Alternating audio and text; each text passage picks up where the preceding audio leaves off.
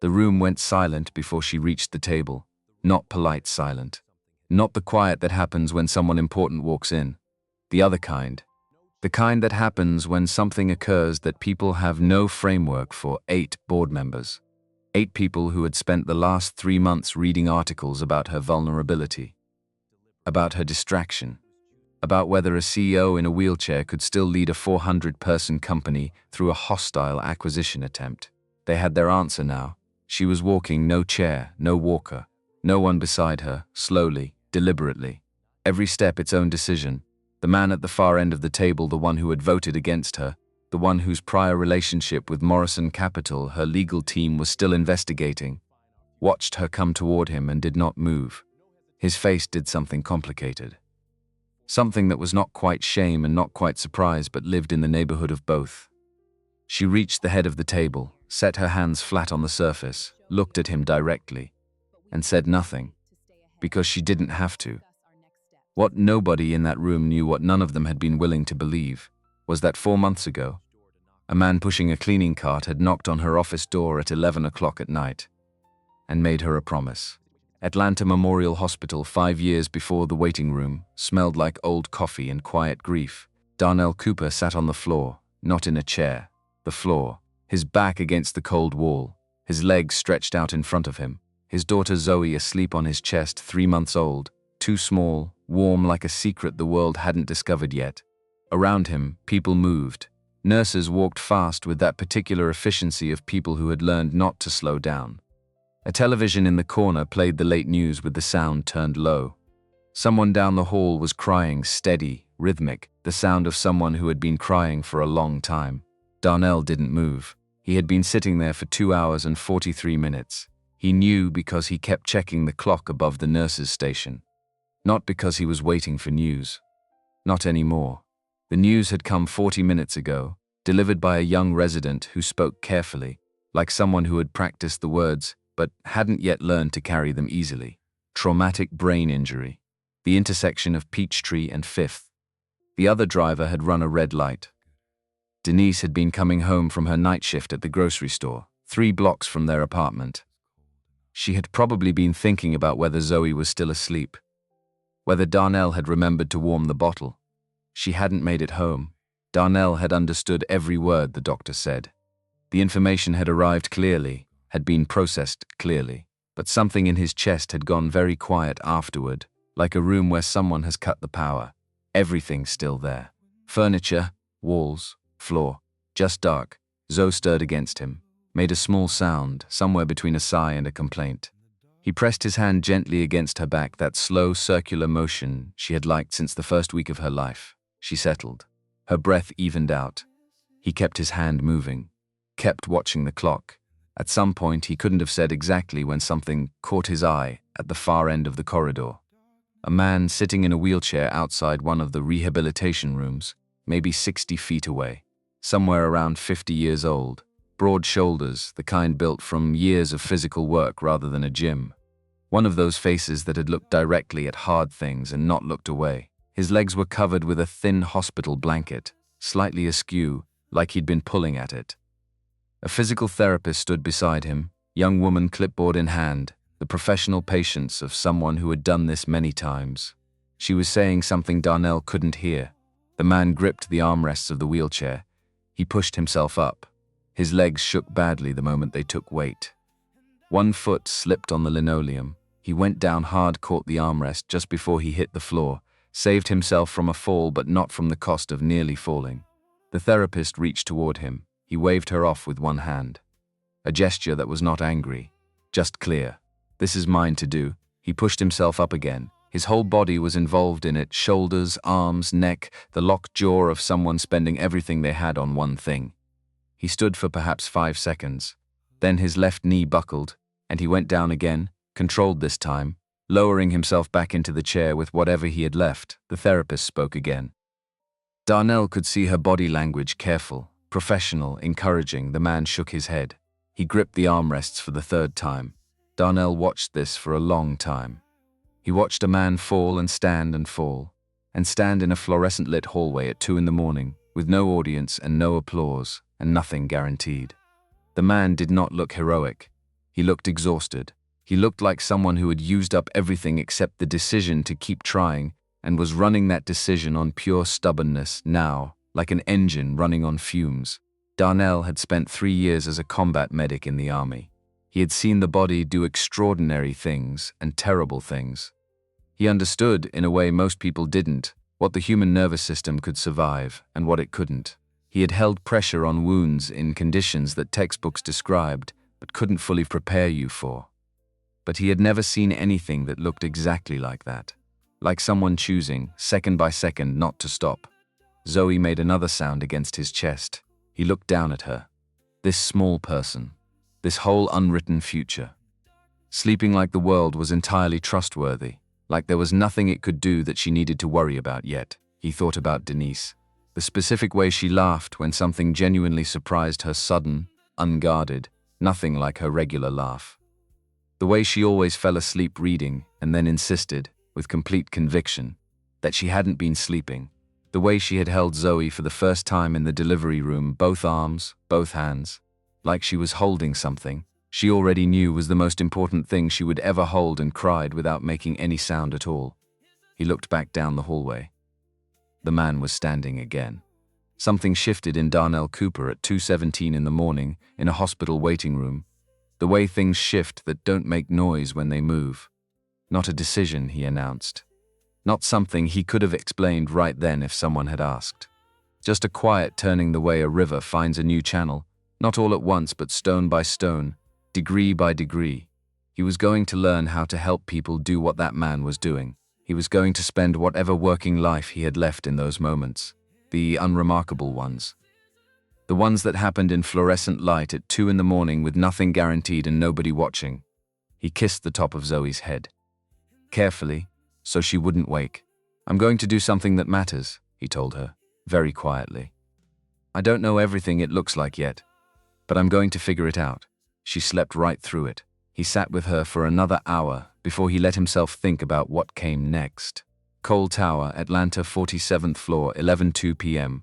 5 years later, the 47th floor had a particular quality of silence at 11 o'clock at night. Not peaceful, corporate. The silence of a space that had been built for maximum output during designated hours and simply waited. Lights dimmed for those hours to return. The marble floors reflected the corridor lighting in long, clean lines.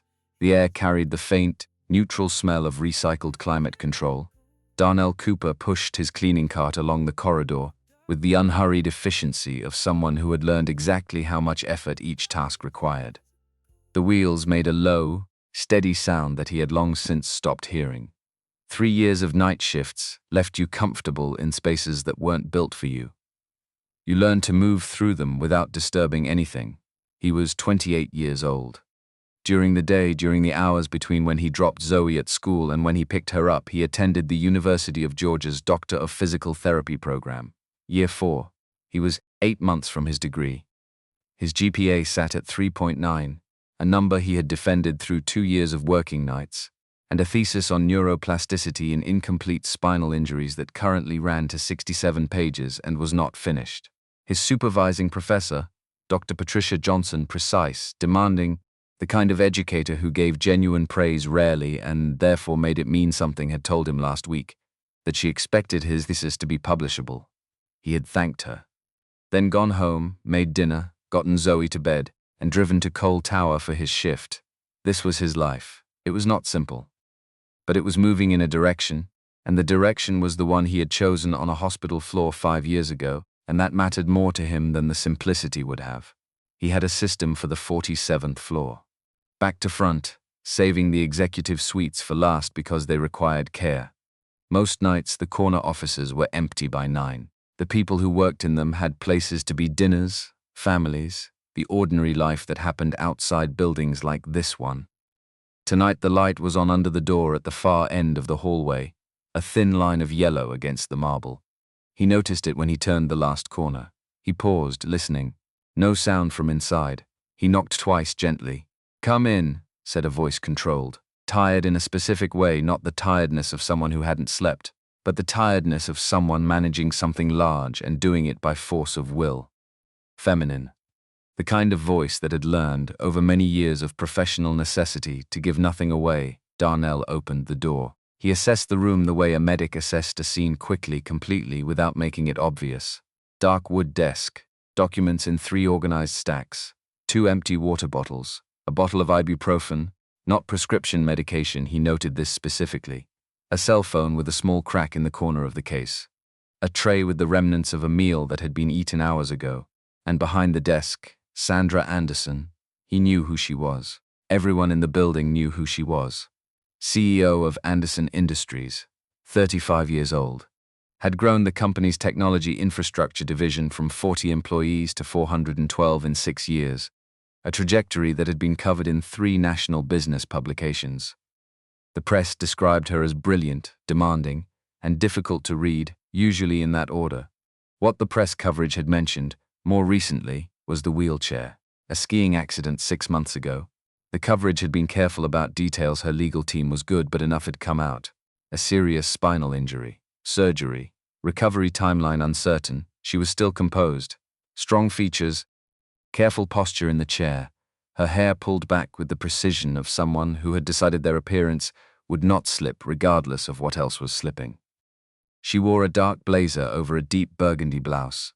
Everything about the visible surface said, "I am managing this room and everything in it." But Darnell had spent 3 years studying the body's compensations. He wasn't looking at the surface. Left shoulder elevated approximately 3 centimeters above the right. Breathing pattern shallow and controlled, the specific shallowness of someone who had been bracing against pain, long enough that it had become automatic, a habit the body had developed to protect itself. Her left hand held a pen, but the thumb wasn't fully closing around it. The grip was compensated, the opposition between thumb and forefinger slightly off. Her core muscles were working visibly harder than they should be just to maintain seated posture. Incomplete T12 fracture. 6 months post-injury, he knew this presentation because he had studied it for 4 years, had written 40 pages specifically on it, had spent hours in simulation labs working through the neuromechanics with professors who had treated this injury type for decades. She was not recovering correctly. "I can come back later," he said. "There are other officers on this floor." She looked up, properly not the reflexive, non-registering glance that people in her position often gave to service staff. She looked at him the way someone looks when they are actually deciding whether to engage. "It's fine. I'll be here all night regardless." She gestured at the documents with a slight motion of her non-pen hand. "Board presentation in the morning. I review everything twice now." "It takes longer." She said it without self-pity and without invitation to respond, stating a condition of her current existence the way you'd describe the weather. He moved to the far corner of the office and began his work. This was the job: move through the space, do what needed doing, leave things better than you found them, disturb nothing that didn't need disturbing, but he was still watching her.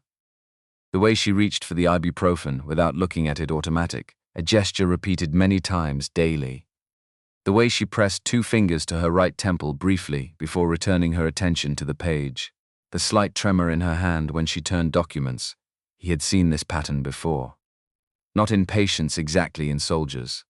The ones who had sustained injuries and kept operating on sheer discipline, treating every signal from their body as a weakness to be overridden rather than information to be heard. They were often the most capable people he worked with. They were also the ones who broke in the most expensive ways when the override finally failed. He finished the far corner, moved toward the windows along the east wall. "Miss Anderson," she looked up. "When did you last take a real break? Not 10 minutes between documents. A genuine one." The office held a particular quality of quiet for a moment. She studied him, not with offense that would have been easier, with the focused attention of someone who had received an unexpected input and was determining what category it belonged to. "Hey? That's an interesting question from someone I haven't spoken to before," she said. "I ask because I'm watching you manage pain you're not acknowledging. The way you're sitting, your breathing, your left hand, a pause. I'm fine. You're compensating," he said. "That's not the same thing." She set her pen down, completely. Not a pause, a stop. "Do you know who I am?" "Yes, ma'am. You're Sandra Anderson. You run this company. Then you understand why scheduled breaks aren't a feature of my current situation. I understand why you've decided that. he said. I'm not sure the decision is right. Another pause. Longer. He kept working. She should have ended the conversation. Most people with her level of authority, in her position, would have a polite dismissal, a return to the documents, a door that remained professionally closed. It was the sensible response to a maintenance worker offering unsolicited observations about her health. She didn't end it. Maybe it was the hour. Maybe it was the accumulated weight of 6 months of managing everything at full intensity with a body that wasn't cooperating, and a business world watching for signs of weakness. Maybe it was simply that he had spoken to her, like someone who expected to be taken seriously, and she was someone who responded to that quality regardless of its source. What makes you think you have any basis for that observation? Darnell stopped what he was doing. He turned and faced her directly. Miss Anderson, I'm a 4th-year physical therapy student at UGA. Before that, I spent 3 years as a combat medic in the Army, specializing in trauma and rehabilitation. Spinal injuries are the focus of my thesis work. He let that sit for a moment. Your left shoulder is 3 centimeters high. Your thumb opposition on that hand tells me your thoracic musculature is significantly fatigued. Your breathing pattern is a protective response to chronic pain that's been going on long enough to become automatic.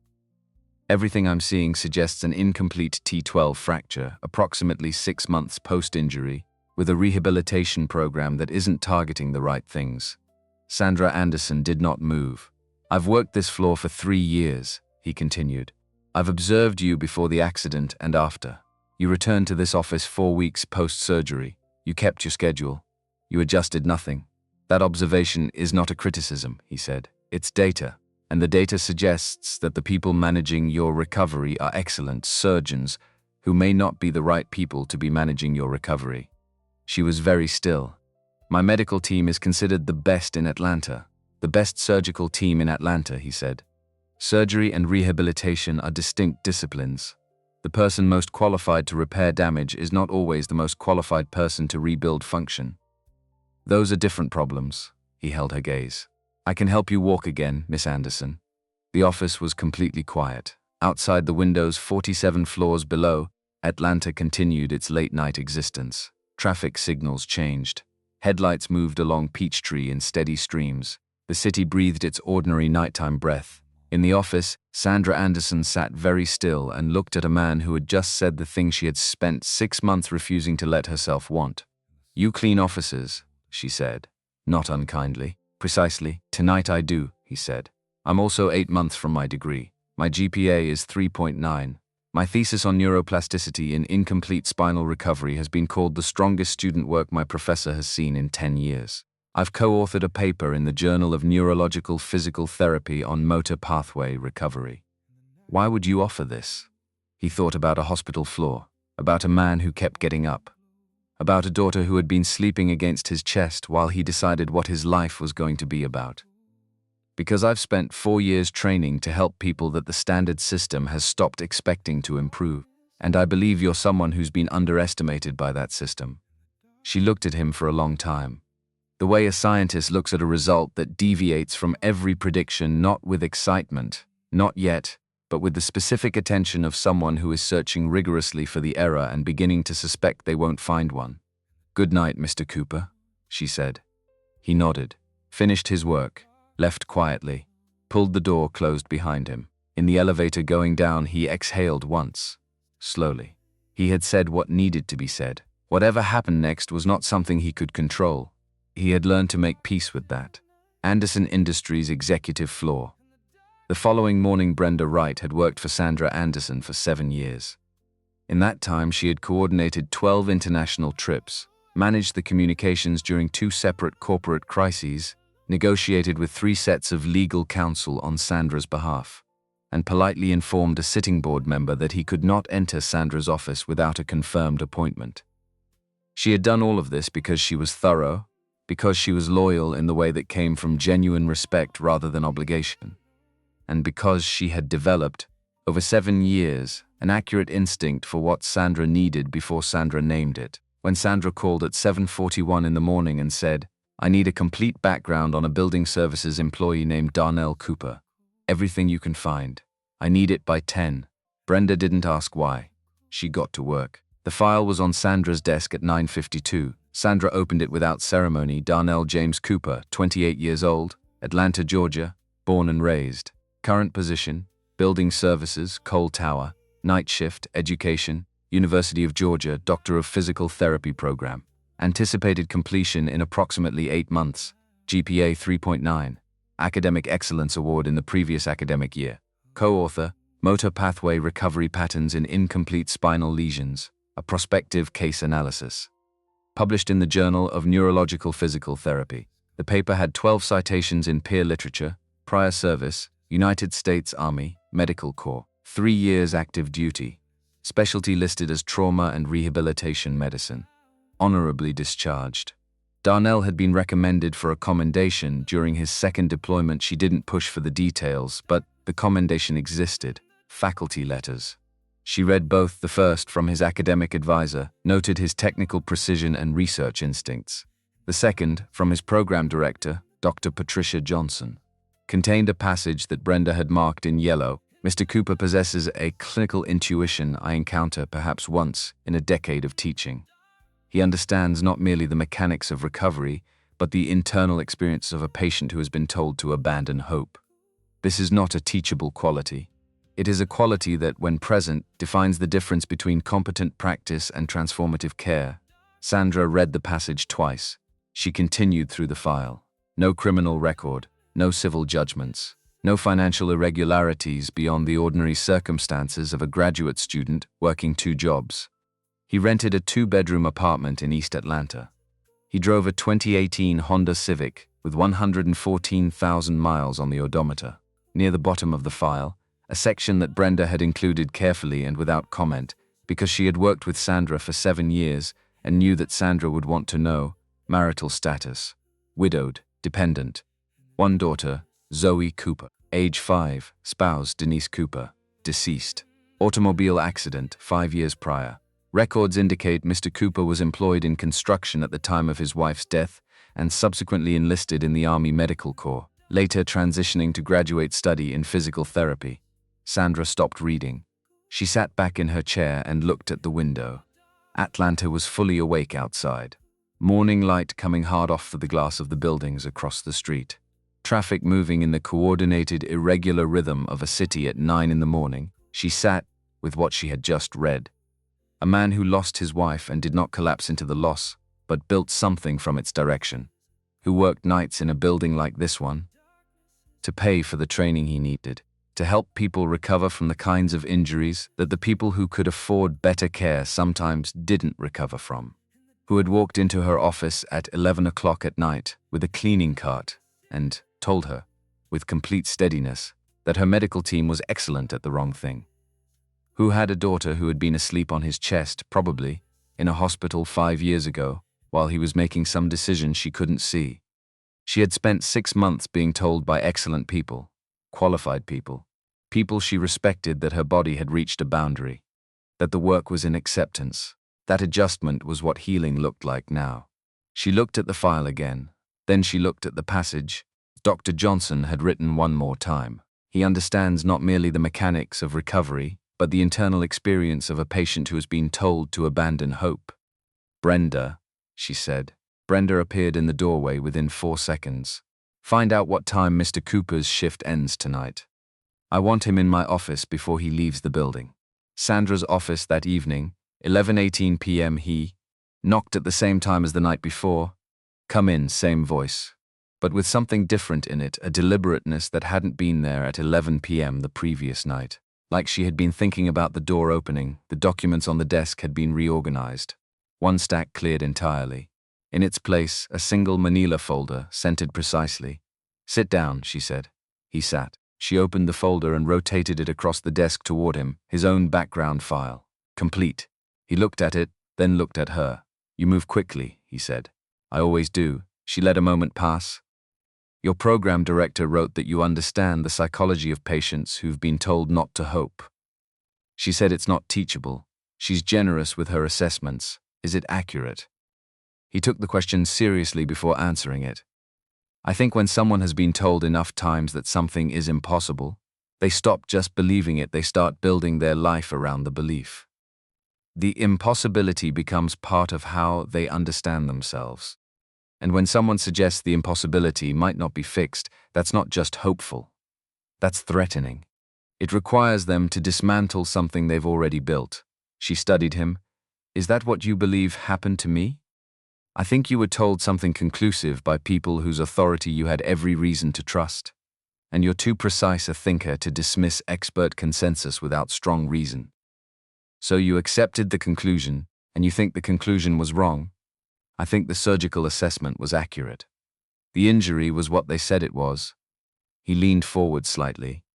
I think the ceiling they placed on recovery was not based on your specific neurology. It was based on population averages for your injury class.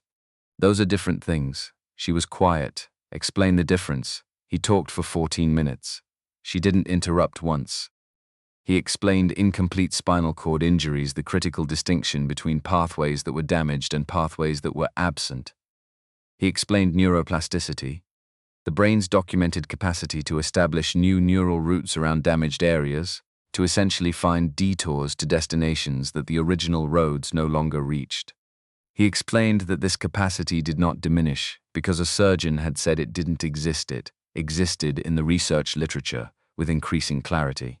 He explained why surgical prognosis and rehabilitative prognosis were generated by different disciplines using different methodologies, and why conflating them produced systematically pessimistic outcomes for patients in her injury category. He explained what he had observed in her presentation the previous night, the specific compensation patterns, what they indicated about which pathways were still functioning, what that suggested about what was potentially reachable. Based on what I assessed, he said, your preserved neural function is being significantly underutilized, not because your body lacks capacity, because your current program isn't targeting the right mechanisms. The silence afterward had a different quality than the silences before. There's a liability question, she said. Yes, you don't hold a license yet, which is why we do this through proper channels. He had thought about this through the previous night's shift, through the drive home, through making Zoe's breakfast and getting her to school and sitting in his car in the school parking lot for 10 minutes working through the details. I contact Dr. Patricia Johnson, my program director at UGA, and formally request a supervised clinical practicum designation. Every protocol I develop gets reviewed and co-signed by her before implementation. You sign a comprehensive informed consent document. Dr. Harris, your surgical team's lead, receives full documentation and reviews every phase change. Nothing proceeds without his sign-off. Raymond Harris believes this is not a productive use of anyone's time, she said. I know. You communicated that last night. He doesn't need to believe it will work. He needs to confirm that the protocol poses no risk of harm. That's a narrower question, and I'm confident of the answer. She looked at him. You've prepared for this conversation. Since last night, why does this matter enough to you to prepare for it? He gave her the true answer. Because I understand what it is to be in a room where something irreplaceable is gone, and to have to figure out how to build forward from that. You're doing that. You're just doing it with a blueprint that was drawn by someone who didn't fully account for what you're actually capable of. The office was very still. Sandra Anderson had built a professional career on the discipline of not showing her hand. It was not accidental. It was a skill she had developed with intention over 15 years, refined through situations that had required it. Something moved in her eyes regardless. One condition, she said, name it, no false hope, ever. If the data says we've reached the limit, you tell me directly. No softening, no rerouting. That's the only way I know how to work. Then we have an agreement. She extended her hand across the desk. He shook it. Her grip was firm and deliberate, the handshake of someone who understood that this gesture meant something. 6 a.m., he said. I'll be here. He left. The elevator down, the lobby, the parking lot, the drive through Atlanta at 11:30, the city thinned to its late-night configuration. He called Dr. Johnson from the car. She picked up on the third ring, which meant she was still working. He explained the situation in 4 minutes. She listened without interrupting. Then she asked him 3 specific questions about the injury profile, the existing documentation, and his proposed initial assessment structure. This is exactly the kind of case that separates clinicians from technicians, she said. Don't treat it as a favor you're doing her.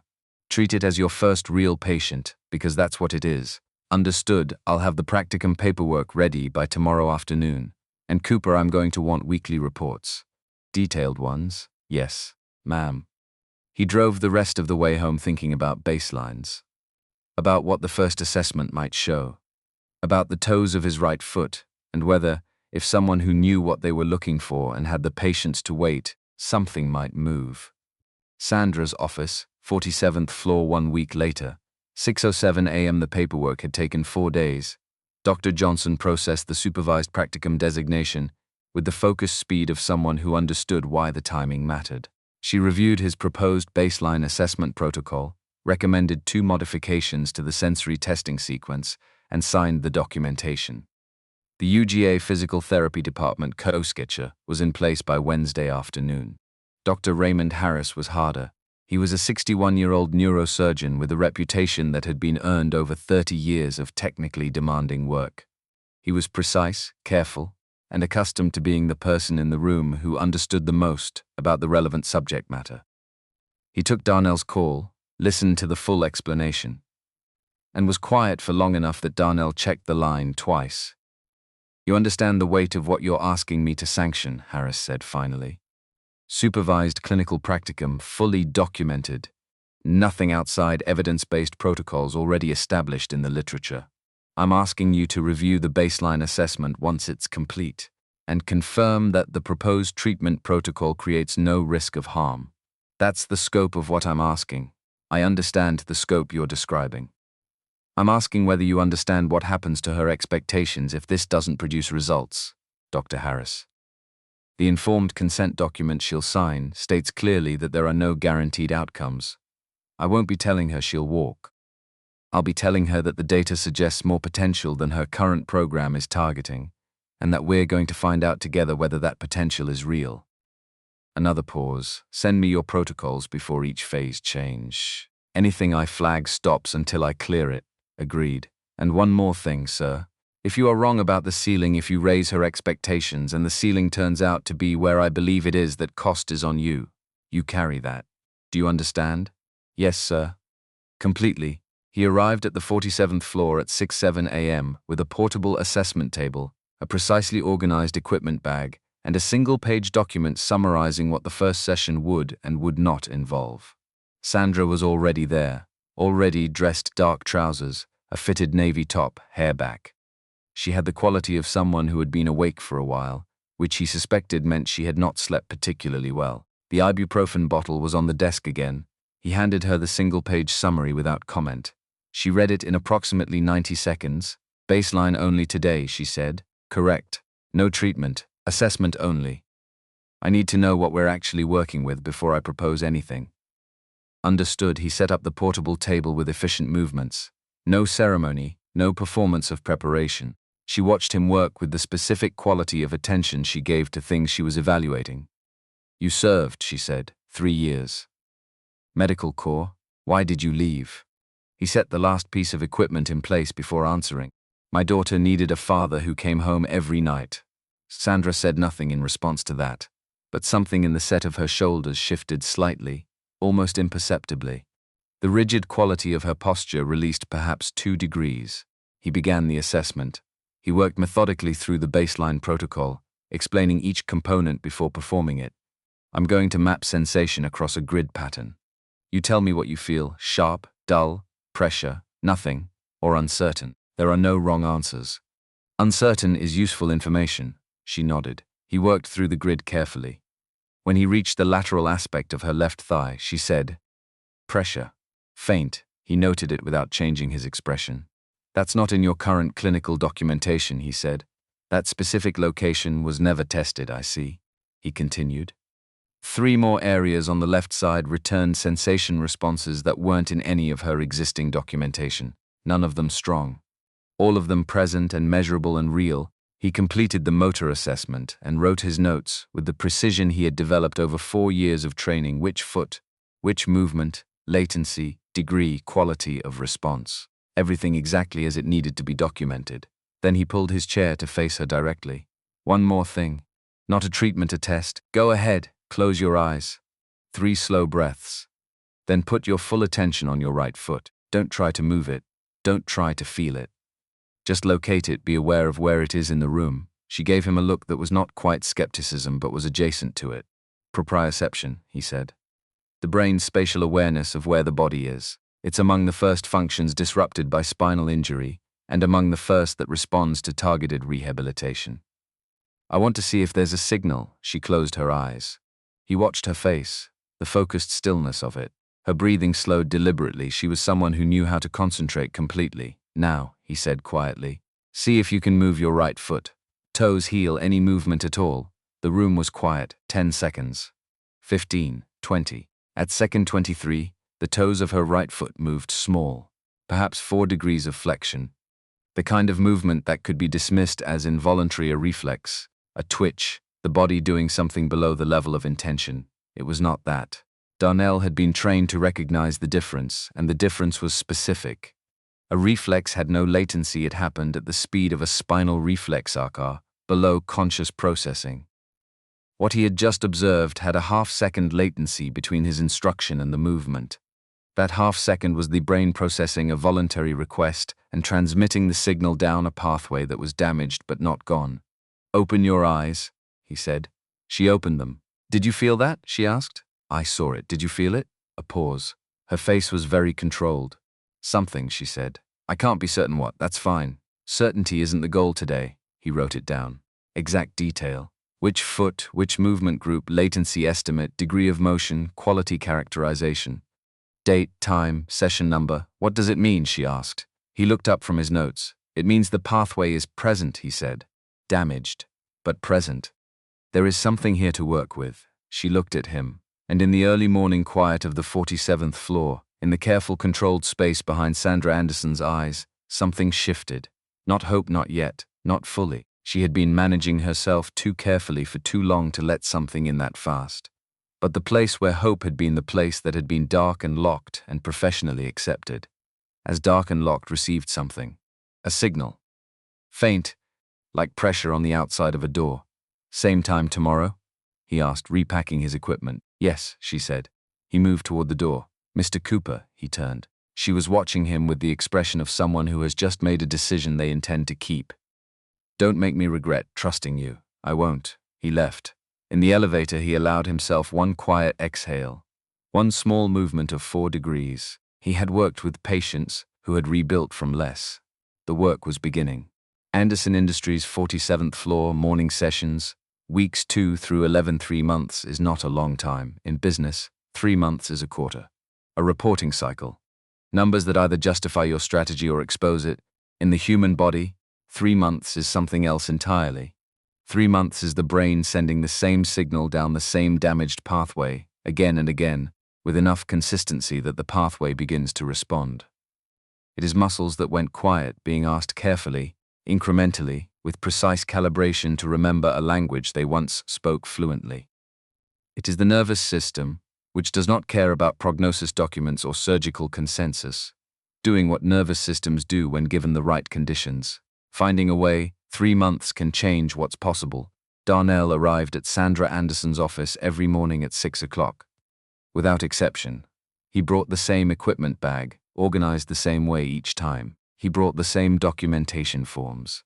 He brought the same complete, undivided attention that he gave every patient he had ever worked with, which so far in his clinical life numbered 11, but which he treated as if each one were the only measure of whether he was doing the work correctly. He did not bring false hope. He had promised her he wouldn't, and he was someone who kept promises because keeping them was load-bearing in his understanding of how to live. What he brought instead was a protocol, evidence-based, built on the specific neurology of incomplete T12 injuries and Sandra's specific baseline data, not on population averages. Reviewed and co-signed by Dr. Patricia Johnson before each new phase, updated to Dr. Raymond Harris every 2 weeks, who read the summaries with the skeptical precision of a scientist. Looking for errors and, finding fewer than he expected, responded with increasingly brief clinical acknowledgments that contained no praise and no objection. Some mornings he also brought coffee. Not every morning, perhaps 3 times a week. He picked up 2 cups from the cart in the lobby on his way through, set one on her desk without comment, and began setting up his equipment. She never thanked him and he never expected her to, but she always drank it before they started, and he noticed, and that was enough small things. He had learned the weight of small things from 5 years of raising a daughter alone, and 3 years of working with people whose bodies were trying to communicate something important. Small things were how people showed what they actually felt before they found words for it, or before they decided they trusted you enough to use words. Progress came in the same incremental, measurable way that Darnell had told her it would, which was to say, not dramatically, and not in the straight upward line that people who hadn't done this work tended to imagine. By the end of week 4, Sandra could sustain controlled, voluntary movement in both legs for 15-second intervals. Not strong, not stable enough for weight bearing, but consistent, repeatable, clearly driven by intention rather than reflex. She could reproduce the movement on command. That was the distinction that mattered. By the end of week 6, sensory mapping showed restoration to 71% of the areas that had returned no response in her original post-surgical evaluation. 71% where the chart had said nothing. She had read that figure on the documentation he showed her, and not said anything for almost a full minute. By the end of week 10, she could stand at the parallel bars with both hands on the rails for 45 seconds. The first time she held 40 seconds, Darnell watched the timer and said nothing. When she let go and sat back, there was a pause, then, again, no celebration, no acknowledgement that 40 seconds was remarkable given where she had started. Just, again, that was Sandra Anderson. She processed results by repeating them until they became baseline, and then she asked what came next. Darnell was entirely comfortable with this approach. He documented everything with the rigor of someone who understood that the documentation would matter beyond this room. Every session had a written record. Every measurement was dated and time-stamped. Every protocol modification had a written rationale. He sent weekly summaries to Dr. Johnson, who responded with comments that ranged from brief technical notes to, occasionally, a single line that read something like, "This is good work, Cooper." High praise from her, and he knew it. Word had started moving through the building. Buildings carry information the way water moves, without direction, without announcement, finding every low point and collecting there. The executive floor staff knew. A few people in Sandra's outer office knew.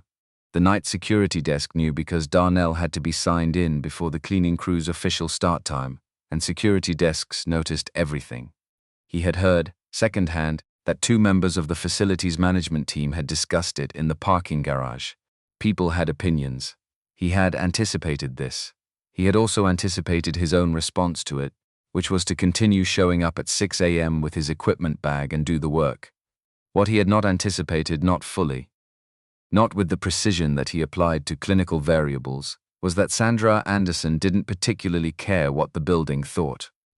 She cared about data. The data was moving in the right direction.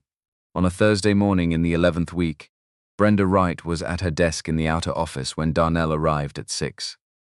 She was already working. She was usually working before Sandra arrived, which said something about the quality of the person Sandra had hired.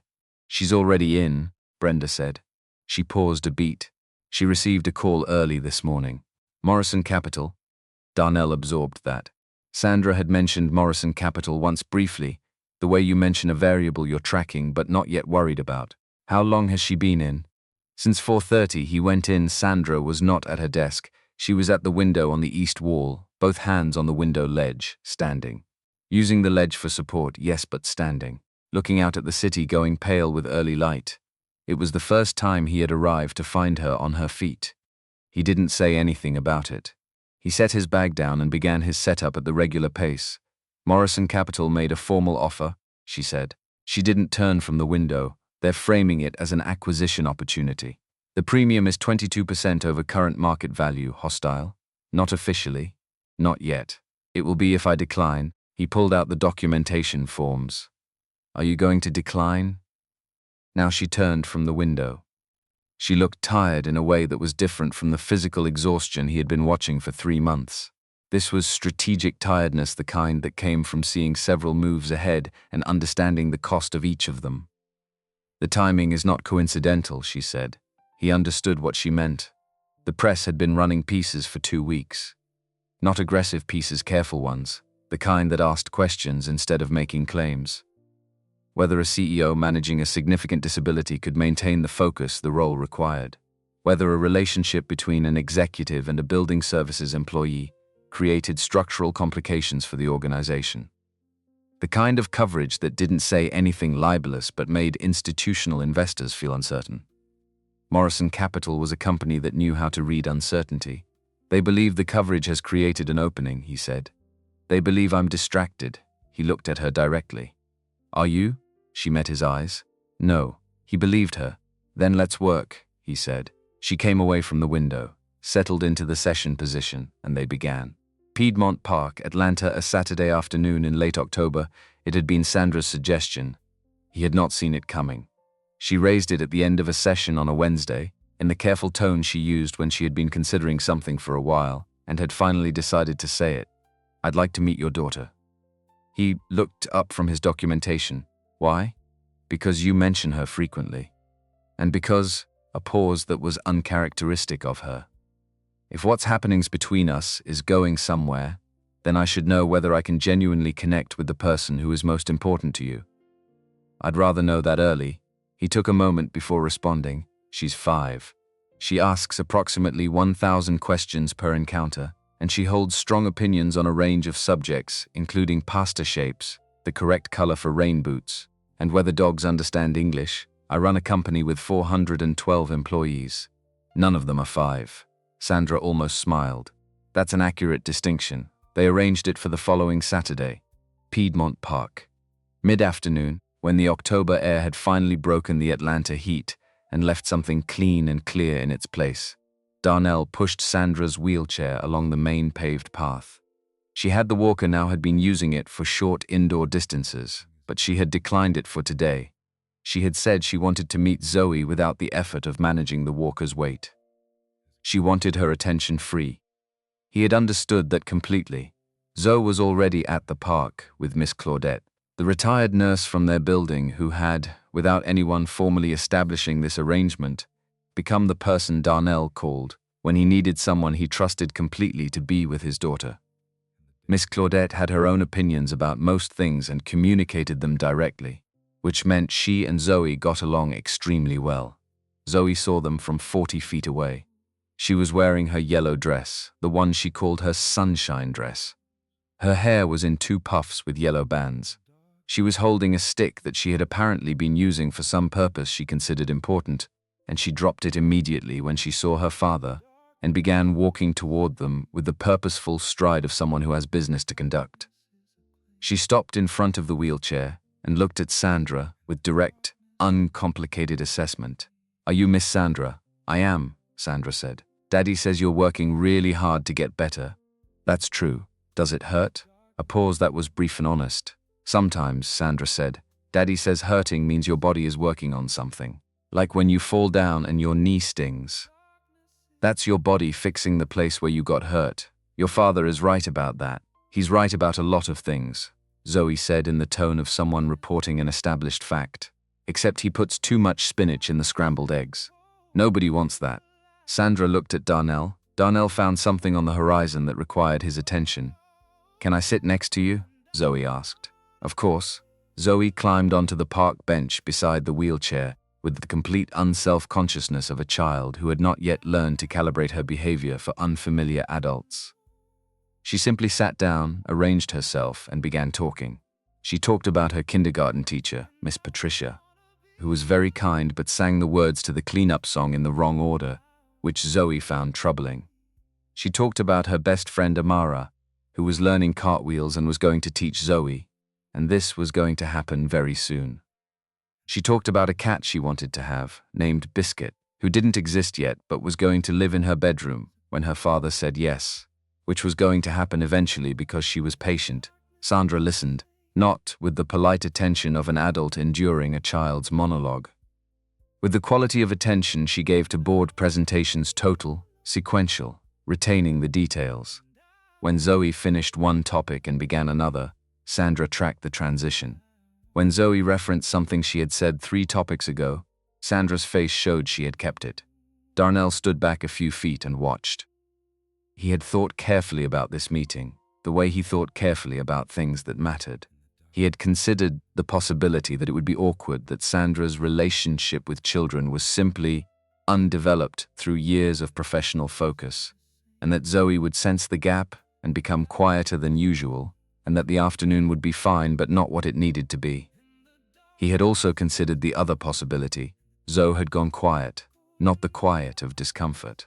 The quiet of someone who is looking at a person very carefully, the way 5-year-olds did when they were making up their minds about something important. "You smell nice," she said to Sandra. "Thank you. Are you going to come back to the park again?" Sandra glanced at Darnell quickly. He kept his expression neutral. "I'd like to," Sandra said. "Good." Zoe nodded with the satisfaction of someone who has confirmed something they expected. "Because I like you.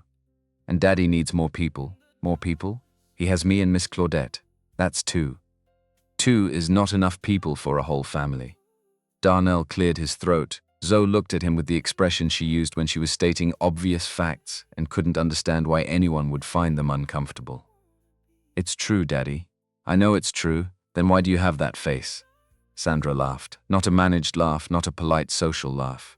A real one, short, sudden, catching her off guard the way real laughter does. It changed her face completely.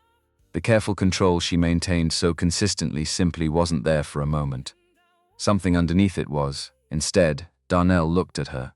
He had heard her voice in almost every register over 3 months of 6 a.m. sessions. He had heard her tired, focused, frustrated, determined, in pain she wasn't acknowledging, and in the particular concentrated quiet of someone attempting to move a part of their body that had been silent for months. He had not heard that laugh. He looked away before she noticed him noticing. By the end of the afternoon, Zoe was on Sandra's lap, demonstrating the correct technique for braiding doll hair and explaining the social structure of her kindergarten class with the analytical thoroughness of someone presenting a complex system to a new colleague. Sandra was paying the kind of attention that made Zoe keep talking, the full, unperformed attention of someone who was genuinely finding this interesting. When they were preparing to leave, Zoe tugged on Darnell's sleeve. "Daddy, yeah, baby, is Miss Sandra going to be my new mommy?" The park continued around them. Someone's dog barked twice somewhere behind the trees. The music from a speaker across the grass drifted over and then away. Darnell and Sandra looked at each other across the small space above Zoe's head. "Sweetheart," Darnell began. "That's not quite. I'm just asking," Zoe said with the reasonableness of someone who sees no complexity in the question whatsoever. "Because I think she should be." She listened to everything I said and she didn't check her phone one single time. Sandra pressed her lips together. Darnell looked at the middle distance briefly. "These things take time to figure out," he said. "Okay," Zoe said, accepting this with equanimity. "But I'm almost 6, so not too much time." Later, after Miss Claudette had taken Zoe home and Darnell was driving Sandra back to her building, they rode in silence for the first several minutes. The city moved past the windows in its Saturday afternoon configuration, easier than weekdays. More people walking, the particular unhurried quality of a city that has given itself permission to slow down for one day. "She's remarkable," Sandra said. "She is. She has your focus. The way she concentrates, she has her mother's certainty," he said. Denise always knew exactly what she thought. No navigation, no hedging. Just the thing she believed. "Tell me about her." He drove for half a block before answering. Letting the question settle into its actual shape, she was the most genuinely optimistic person I've known. Not in a way that ignored hard things. She saw the hard things clearly. She just believed, down at the level where belief lives before you can argue with it, that the world was basically good and people were basically good, and that if you gave them room to be good, most of them would be. And you don't share that belief. "I work toward it," he said.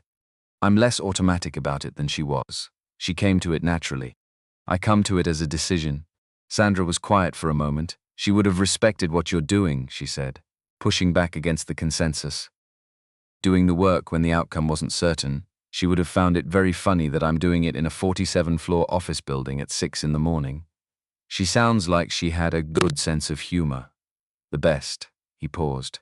"She also would have told you directly that you work too hard and that you should eat a real breakfast. She would have been right on both counts." They drove another block without speaking. The comfortable kind of silence, the kind that doesn't require filling. I never thought about having a family, Sandra said. She said it without apology, without explanation, just a statement of the way things had been. The company was the project. The company was what I was building. For a long time it was the only thing I thought about building. And now? She looked at the city moving past her window. Now I spent an afternoon in a park on a Saturday, and I'm sitting in a car at 4:30, and I can't remember the last time I did either of those things. Just existed somewhere, in the middle of the day. Not producing anything, was it difficult? She thought about it honestly. No, she said. It wasn't. Anderson Industries Conference Room A and Sandra's office. 2 weeks later the article ran on a Tuesday morning. Darnell saw it while making Zoe's breakfast. A business news site he checked periodically. The headline was unambiguous in its implication if careful in its language. Anderson Industries stock dips as CEO recovery program, draws board scrutiny. He read it in full while Zoe ate her oatmeal. The piece was constructed with the precision of journalism, designed to raise questions without technically making claims. It described the supervised clinical arrangement in accurate technical terms, and then, in the same paragraph, noted that no formal review by Anderson Industries Medical Advisory Board had been conducted. It quoted two unnamed sources, one described as a senior industry analyst, one as a person familiar with the company's governance structure, who expressed concern about the optics of the CEO's personal and professional relationship with a building services employee. The implication was legible. Sandra Anderson's judgment was compromised. Her decisions could not be fully trusted. Darnell put his phone down, finished making Zoe's lunch, got her to school, arrived at the 47th floor at 6. Sandra had the same article open on her laptop. She closed it when he came in, with the controlled motion of someone setting aside something they have already finished processing. I saw it, he said. Good morning. How is the board responding? She sat back in her chair and considered the question with the precision she gave to complex inputs. Lorraine Mitchell called at 7:15 last night. She wants a private meeting this week. Who is she? Senior board member. 12 years.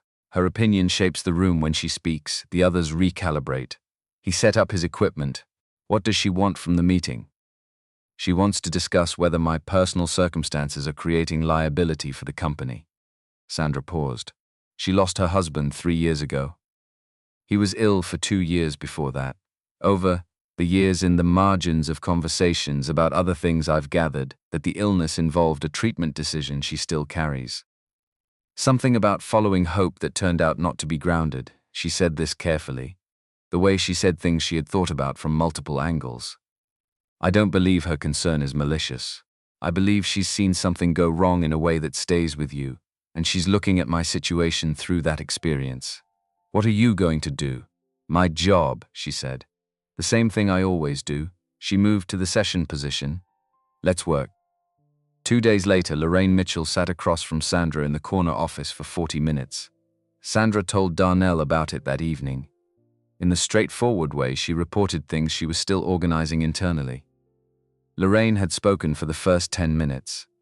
She had said, with genuine care and the authority of someone who had been watching this company for 12 years, that the press coverage was affecting institutional investor confidence, that the supervised clinical arrangement, however well-intentioned, created the appearance of preferential treatment and blurred professional boundaries in ways that a board had to take seriously. That Sandra, who was managing a significant physical limitation and had introduced a personal relationship with a subordinate employee, was operating under conditions that reasonable people on the board found concerning. She had not been unkind. She had been thorough. Sandra had let her finish completely. Then she had opened her desk drawer and placed a folder on the table between them. Inside, the full clinical protocol documentation from the first session forward, the supervised practicum certification from UGA, with Dr. Patricia Johnson's credentials and contact information, Dr. Johnson's co-signature on every phase of the protocol, Dr. Raymond Harris's bi-weekly review records, including 2 instances where Harris had flagged a proposed modification and Darnell had revised the protocol in response. The informed consent document, 14 weeks of session records, objective measurements, dated and time-stamped, with Darnell's clinical notes written in the precise, dispassionate language of someone trained to document for peer review. "Read it," Sandra said. Lorraine read it. She was thorough in the same way she was in everything systematically, without skimming, noting things that deserved noting. When she finished, she closed the folder and sat with it for a moment. "This exceeds the documentation standards of most accredited outpatient clinics," she said. "He runs it as a research-grade clinical study, because that's what his training produces." "The documentation addresses the clinical dimension," Lorraine said carefully. "It doesn't address the personal dimension." "The personal dimension is not a board matter," Sandra said. "But I'll address it anyway, because I think you deserve a direct answer." She held Lorraine's gaze. "The man who gave you false hope didn't document a single session. He had no academic credentials you could verify. He had no supervisor reviewing his work. He told your husband what he wanted to hear, and there was nothing structural in place to challenge that." Lorraine was very still. "Darnell Cooper told me in our second real conversation that there were no guarantees. He gave me a consent form that listed the risks. He built in oversight at 2 levels precisely, so that he could not tell me only what I wanted to hear. He has been wrong about 1 protocol modification in 14 weeks, caught it himself in the data, revised it, and documented the revision." Sandra did not raise her voice. "Did not accelerate. I understand what you're protecting me from, Lorraine. I'm telling you, it's not the same situation. The structure he built is the opposite of the situation you're afraid of." Lorraine was quiet for a long time. She didn't agree. Not that day. But she listened in the way of someone genuinely reconsidering, and that was different from the way she had listened when she walked in. "I'll need to review the full documentation independently," she said. "Take it with you," Sandra said. "All of it." The Morrison Capital offer formalized the following week. Full acquisition proposal, submitted through legal channels. 22% premium over market value. The position paper included a phrase that Sandra had underlined in red and shown to no one except Brenda: the opportunity to provide stability and continuity during a period of leadership transition. Sandra called an emergency board meeting for the following Thursday at 9 a.m. Darnell's apartment, East Atlanta. A Wednesday evening, Darnell found out on a Wednesday afternoon. He was at UGA for a thesis revision meeting with Dr. Johnson, working through the methodology section. She had questions about his sampling rationale, and they had been working through the answers for 40 minutes. When she set down her pen and said, with the directness he had always appreciated in her, that there was something else they needed to discuss, she explained it carefully. The supervised practicum designation was legitimate, and the documentation was, as she had told the department chair, among the most rigorous she had reviewed in 15 years. But practicum hours counted toward licensure only when they were accrued at a certified clinical site, a site that met specific facility and supervision standards defined by the Georgia State Board of Physical Therapy. Coltower's 47th floor office was not a certified clinical site. The 63 hours he had documented with Sandra were valid for his research record. They counted toward his thesis data. They contributed to his academic standing. They did not count toward the 200 hours required for his licensure application. He needed 70 more certified hours. That meant 1 additional clinical semester beyond his scheduled completion date. He thanked Dr. Johnson, walked out of her office, took the stairs instead of the elevator because he needed the extra 90 seconds. He sat in his car in the parking structure for 11 minutes. He did the math 3 times. His financial aid package covered the standard 4-year program timeline. An additional semester fell outside that coverage. He had savings. 2 years of careful accounting on a night shift income had built a buffer. But he had also been making small, consistent deposits into a separate account. Since Zoe was 3 months old, money he thought of as her future, her options, the thing that meant she would have choices he hadn't had. He could cover the additional semester if he used the car fund. The Civic had 114,000 miles on it and ran well. It could run another year, maybe longer. He called Miss Claudette, asked if she could take Zoe for the evening. She agreed without questions, which was one of the many things he valued about Miss Claudette. He drove home, sat at the kitchen table with a legal pad, and worked through the numbers with the same methodical attention he brought to clinical calculations, because the numbers deserved the same respect. He was in the middle of the third pass through the figures when the front door opened. Miss Claudette had a church commitment on Wednesday evenings that he had forgotten about. She had dropped Zoe home early. Zoe came in, dropped her backpack by the door with the practiced accuracy of someone who had done this thousands of times, climbed into the chair across from him at the kitchen table, looked at the legal pad covered in numbers. "What are you doing?" "Working through something." "Is it hard?" "A little," she nodded with the gravity of someone who understood that hard things existed and respected them. She sat quietly for a moment, which was unusual for Zoe and which meant she was paying close attention, Daddy. "Are you going to sell the car?" He looked at her. "What makes you ask that?" "I heard you tell Miss Claudette on the phone that you were thinking about it." He exhaled slowly. He had made that call while Zoe was supposedly watching her show. He had apparently underestimated her attention radius. "I might. For a little while. While I figure some things out." "Is it because of school?" "Yes." She absorbed this, looked at the legal pad, looked at him. "I could tell Miss Sandra," she said. "She has a lot of money." "No, baby, but no, that's not how we handle things." Zoe studied him with the expression she deployed when she was deciding whether to accept something or file it for future discussion. "Okay," she said finally. "But I'm going to think about it, Zoe." "Thinking doesn't cost anything, Daddy." He could not find an argument against this. He found out 3 days later that Zoe had, in fact, gone well beyond thinking. She had told Sandra, not as a calculated move, in the way 5-year-olds communicated things, because it was present in her mind, and Sandra had asked at the end of their next park visit how Daddy was doing, and the honest answer to that question included the information that Daddy was doing math at the kitchen table and possibly selling the car. Sandra called Darnell that evening. "I need to tell you something," she said, "and I need you to hear the full explanation before you respond." He sat down. She explained that Anderson Industries had been reviewing a proposal for nearly 2 years to establish a certified occupational health and wellness satellite facility within the building. Multiple proposals had been submitted. None had moved forward due to competing priorities and unclear ROI projections. She had reviewed the most recent proposal that afternoon. The business case was strong. The 46th floor had underutilized space that had been identified for potential conversion. The facility, once certified by the Georgia State Board of Physical Therapy, would provide services to building employees and generate revenue through third-party clinical contracts. She was approving the proposal and moving it forward. The space could be certified and operational within 6 weeks. "That creates a certified clinical site," she said. "Your hours count. You finish on schedule." He was quiet for a long moment.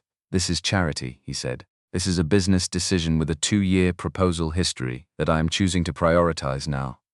I am not creating this facility for you. I am creating it because it makes business sense, and I have the authority and the current motivation to stop delaying it." "Sandra, Darnell," her voice was firm and clear. "There is a material difference between me writing you a check and me removing a structural obstacle that exists in my organization and that I have the ability to remove. One is charity. The other is a decision I am making with my own authority about my own company." He sat with that. "If we don't work out, the facility exists independent of us. It will serve other practitioners and other patients, regardless of what happens between you and me. It is not contingent on our relationship." He turned it over carefully, looked at it from multiple angles. "I need to know," he said, "that you're not doing this because you feel obligated. Because of what we have, I'm doing this because it's the right business decision and because I want to." Those two things are both true and neither one cancels the other out. Another pause. "Okay," he said.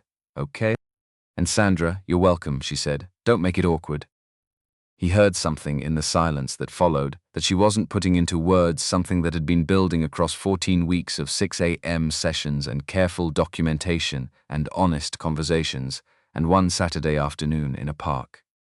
Something that both of them were moving toward with the careful pace of people who had learned to be precise about what they committed to. "Good night," he said. "Good night, Darnell." Anderson Industries Conference Room A, Thursday morning, and the 46th floor. That evening the board meeting was called for 9 a.m. Darnell had a seminar at 8 and practicum preparation at 10. He was across the city when the meeting started. He sat in the seminar and paid attention to the material, and did not check his phone. because checking his phone would not change what was happening in that room. And he had learned, from the army and from 5 years of being someone's only parent, to put his attention where it could actually do something. Brenda Wright texted him at 9:49, 2 words. She's good. He heard the full account that evening. Sandra and Darnell were sitting in the half-finished space on the 46th floor, the room that would become the clinical site. Bare walls still, storage boxes stacked in one corner, but the space was clear enough for 2 chairs, and the takeout he had brought from the place. 2 blocks from his apartment that Zoe had elevated to official family restaurant status through the force of her opinion. Sandra told it the way she told things sequentially, precisely, without emotional inflation. She had entered the boardroom at 9 o'clock in her wheelchair. 8 board members at the table, the Morrison Capital acquisition proposal in front of each of them. She had let everyone settle, and then she had begun. She presented the Q3 figures first. Revenue up 14% over the prior year. Client retention at 91%, better than the previous year, better than industry average. The Pacific Northwest Enterprise contract, signed the previous week and not yet public, which added $23 million in confirmed annual recurring revenue. She presented the 5-year expansion plan. 3 new markets with detailed entry strategies, conservative projections, and 2 optimistic scenarios with explicitly stated assumptions. She presented the talent metrics. 15 senior hires in the past 18 months, internal promotion rate above industry benchmark, voluntary turnover at its lowest in 5 years. She spoke for 38 minutes. Without notes, then she stopped and let the room be quiet. Morrison Capital has timed this offer based on a belief that Anderson Industries is vulnerable. Because I am vulnerable, she said. I want to address that directly. No one moved. I have an incomplete T12 spinal injury. I have been in this wheelchair for 6 months. I work with a clinical practitioner who has produced measurable progress toward recovery under full medical supervision and documentation. That clinical relationship has become personal as well. She looked at the table. I'm not telling you this because it's board business. It isn't. I'm telling you because allowing Morrison to define the narrative about my situation is not something I'm willing to do. I define my narrative. Bernard Cole, the longest-serving board member, 64 years old, on the board since Sandra's father ran the company, leaned forward. The numbers are strong. Sandra? Yes. The question at this table is whether the circumstances affecting your personal life are also affecting your leadership. My attention is not divided, she said. It has expanded. I am a better CEO this quarter than I was a year ago. Not despite what I've been through. Because of it, I have a clearer understanding than I have ever had of what it costs to build something, and I have more conviction, not less, about what this company is for and why it matters. Lorraine Mitchell had been silent through the entire presentation. She spoke now. I reviewed the complete clinical documentation independently, she said. Her voice was measured. The protocol is rigorous. The oversight structure is sound. The documented progress is real. A pause. I have no objection to the clinical arrangement, and for the record I have observed Sandra Anderson lead this company through 2 difficult periods in 12 years. She has never once allowed a personal circumstance to compromise a professional decision. I see no evidence that standard has changed. The vote was called 6-1 to reject the Morrison Capital acquisition proposal. The single dissenting vote came from a board member who had joined the board 14 months ago, with a prior professional relationship to Morrison Capital that Sandra's legal team had been quietly reviewing for the past week.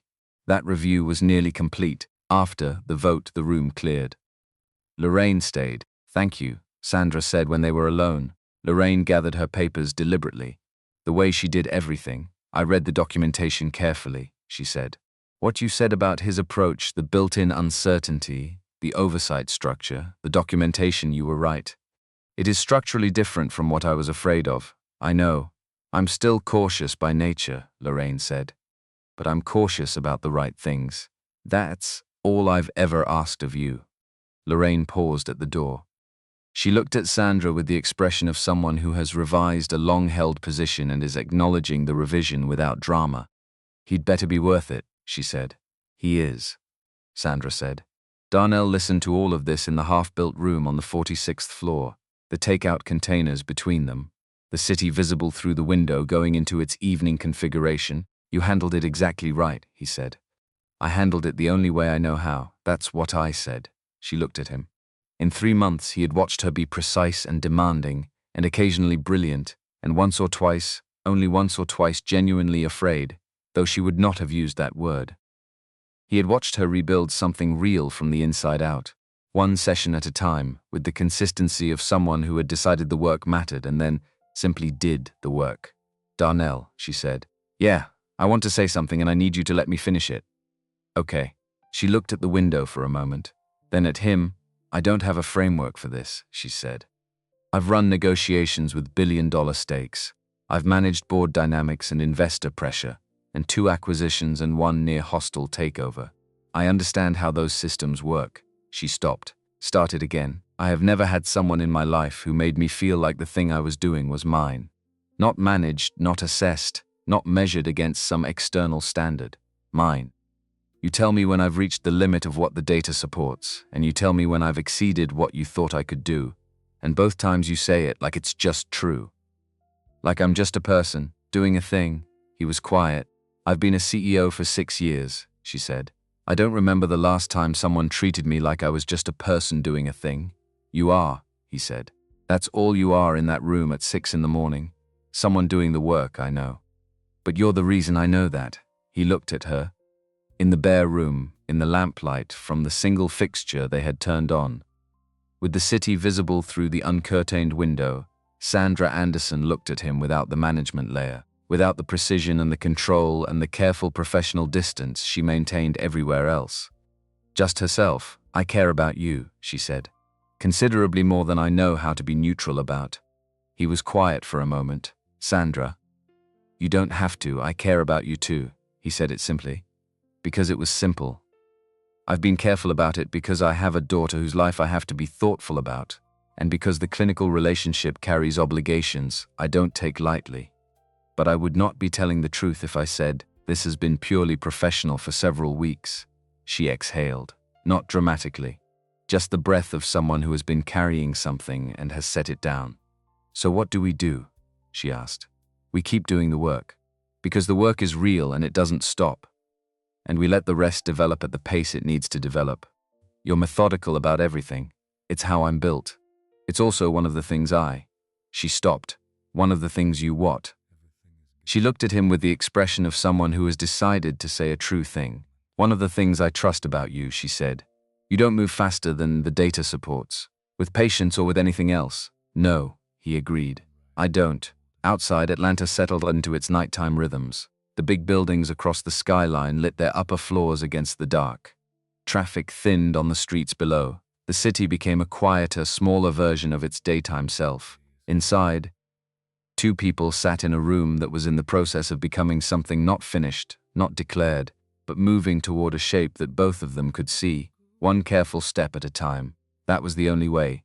Darnell Cooper knew how to build anything that lasted.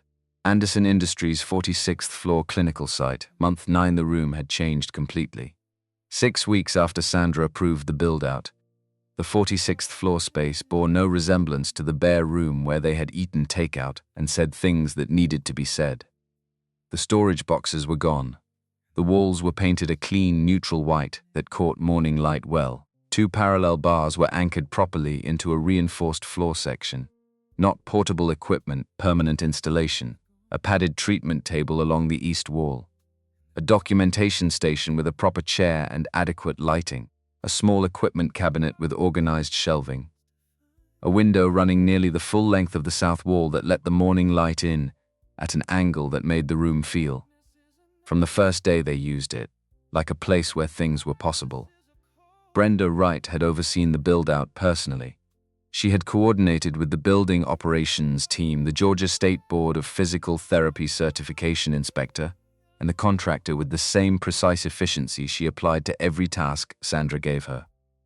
When Darnell had thanked her, she had said, without looking up from her work, "I've been with Sandra Anderson for 7 years. I know what matters to her. This matters." And that was the end of the conversation. The facility received its certification on a Thursday. Darnell had driven to the building that evening after his shift and stood in the empty room for a few minutes. He had looked at the parallel bars, the treatment table, the documentation station with its clean surface. He had thought about a hospital hallway at 2 in the morning, a man getting up for the third time from a wheelchair. Then he had gone home and made Zoe's lunch for the next day and gone to bed. Month 9 arrived the way all months did, not as a marker, just as a continuation of the daily work that had been accumulating since October. Dr. Raymond Harris requested the reassessment himself. This was notable.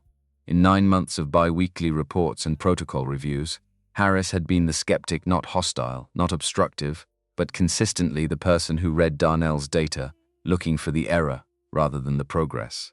His responses had been brief, clinical, and carefully devoid of encouragement. He reviewed what was required of him and communicated his approvals with the minimum language necessary. The fact that he requested the full reassessment, rather than waiting for the one Darnell had scheduled, meant something. He arrived on a Tuesday at 8 a.m., 61 years old, precise in his movements, the unhurried confidence of someone who had been excellent at his work for 30 years and knew it without needing to perform it. He carried his own assessment equipment in a worn leather bag that looked like it had been with him since residency.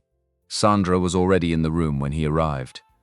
She was standing at the parallel bars, not holding them, standing beside them, the way she had started doing in the mornings, while she waited for Darnell to finish his setup. Harris registered this without comment. He set his bag down, greeted them both with the professional brevity of a man who found social preamble inefficient, and began. Darnell stood at the documentation station and recorded. Harris worked through the assessment with the thoroughness of someone who was going to be responsible for whatever conclusions he reached. He moved through the sensory mapping grid methodically, noting responses, checking them against the baseline documentation that Darnell had provided in advance. He ran the motor testing sequence.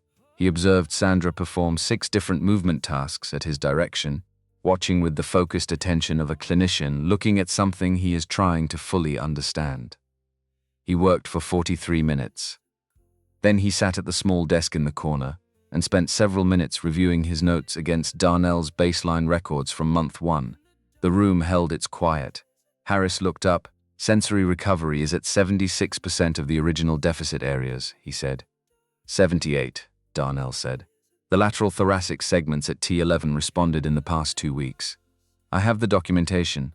Harris looked at his notes, looked at Darnell's documentation. Cross-referenced, 78, he said. Motor control active voluntary. Below the injury level, you're showing 58% of normal function. The left hip flexor group was lagging. We modified the proprioceptive sequencing 4 weeks ago. It's been responding. I see the modification in the records. Harris was quiet. He cleaned his glasses with a deliberate motion, the particular gesture Darnell had observed in other senior physicians, of someone giving themselves a few seconds to absorb an unexpected result. My original prognosis for this injury class, in a patient with this profile, was 10 to 15% functional motor recovery over 12 months with standard rehabilitation. Yes, you're at 58%. In 9 months? Yes, Harris put his glasses back on. He looked at Darnell with the specific quality of attention that a rigorous scientist gives to a result that has exceeded every projection, not with excitement, but with the focused inquiry of someone who needs to understand the mechanism. I want your complete protocol, he said. Not the phase summaries, the full documentation. Exercise sequencing, neurological stimulation timing, proprioceptive integration architecture, patient education component, all of it. I can have it to you by Friday. I want to understand what you accounted for that I didn't. Darnell took the question seriously before answering it. You accounted for the injury, he said. I accounted for the person. Harris looked at him.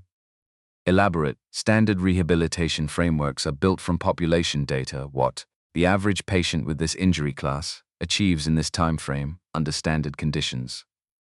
They're not built from the individual's specific neurology, their cognitive relationship with their recovery, their existing motor cortex architecture, or their capacity to understand and actively participate in the mechanisms of what they're doing.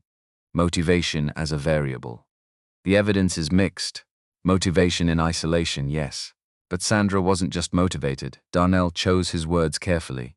She understood, from the second week, exactly what neuroplasticity means in functional terms. She understood why visualizing a movement before attempting it was not a psychological technique but a neurological one, that the visualization and the attempt were both building the same pathway. She wasn't complying with exercises. She was a participant in her own recovery, with full comprehension of what she was doing and why. Harris sat with that. She also has an exceptional baseline motor cortex density, Darnell continued. She was an athlete through college and her 20s. Her brain had a rich library of movement patterns to rebuild from. That's not something standard prognosis tools capture. That I should have waited, Harris said. Yes. Harris looked at his notes one more time. Then he set them down. Cooper, sir. When you first contacted me about this arrangement, I told you that if you gave this woman false hope and she fell apart because of it, that responsibility was yours. I remember. I want to be precise about what I'm saying now. Harris looked at him directly. You didn't give her false hope. You gave her accurate hope, which is a different thing entirely, and considerably more difficult to do. I want you to know that I understand the difference. It was not an apology. Harris was constitutionally disinclined toward apology. But it was a precise, deliberate acknowledgement from a man who chose his words carefully, and Darnell received it as such. Thank you, Dr. Harris. Harris turned to Sandra, Miss Anderson. I'd like to try something before I leave. He asked her to stand at the parallel bars. She stood. He asked us to remove one hand from the bar. She did. He watched her balance the micro-adjustments, the core engagement, the way her weight distributed between her feet. Then, slowly and with his full attention on her, he said, both hands. She released the bar. She stood without support, both feet on the floor, her arms slightly away from her sides for balance, a natural response. Her breathing controlled and even. 1 second. 3, 5, 7 seconds. Then she reached back for the bar. Harris made a note. He wrote for almost a full minute, which from him indicated significant documentation. I'm updating your care plan, he said. Full weight-bearing ambulation training. Walker assisted initially, with the goal of progressive reduction in dependence. Sandra looked at Darnell. He kept his expression neutral. She knew him well enough now to read the thing that lived behind the neutral. He had known. He had known for at least 2 weeks that she was ready for this step. He had been waiting for Harris to arrive at the conclusion independently, through his own assessment, rather than on the basis of Darnell's reports alone, because that was how he built things. With the supports in the right places, put there by the right people, so they held. When do we start? She asked. You already have, Harris said. 7 seconds ago. University of Georgia Physical Therapy Program. A Saturday morning in spring. Darnell had not told anyone he was getting his results that week. Not Sandra, not Zoe, not Miss Claudette, not Dr. Johnson, who knew the results were coming, because she was the one processing them. But who had not been told that Darnell was treating the arrival of the news the way he treated most significant things, quietly, without advanced ceremony, in case something went wrong. He was not generally superstitious. But he had learned that some things were better not named too early. Dr. Johnson called on a Thursday afternoon.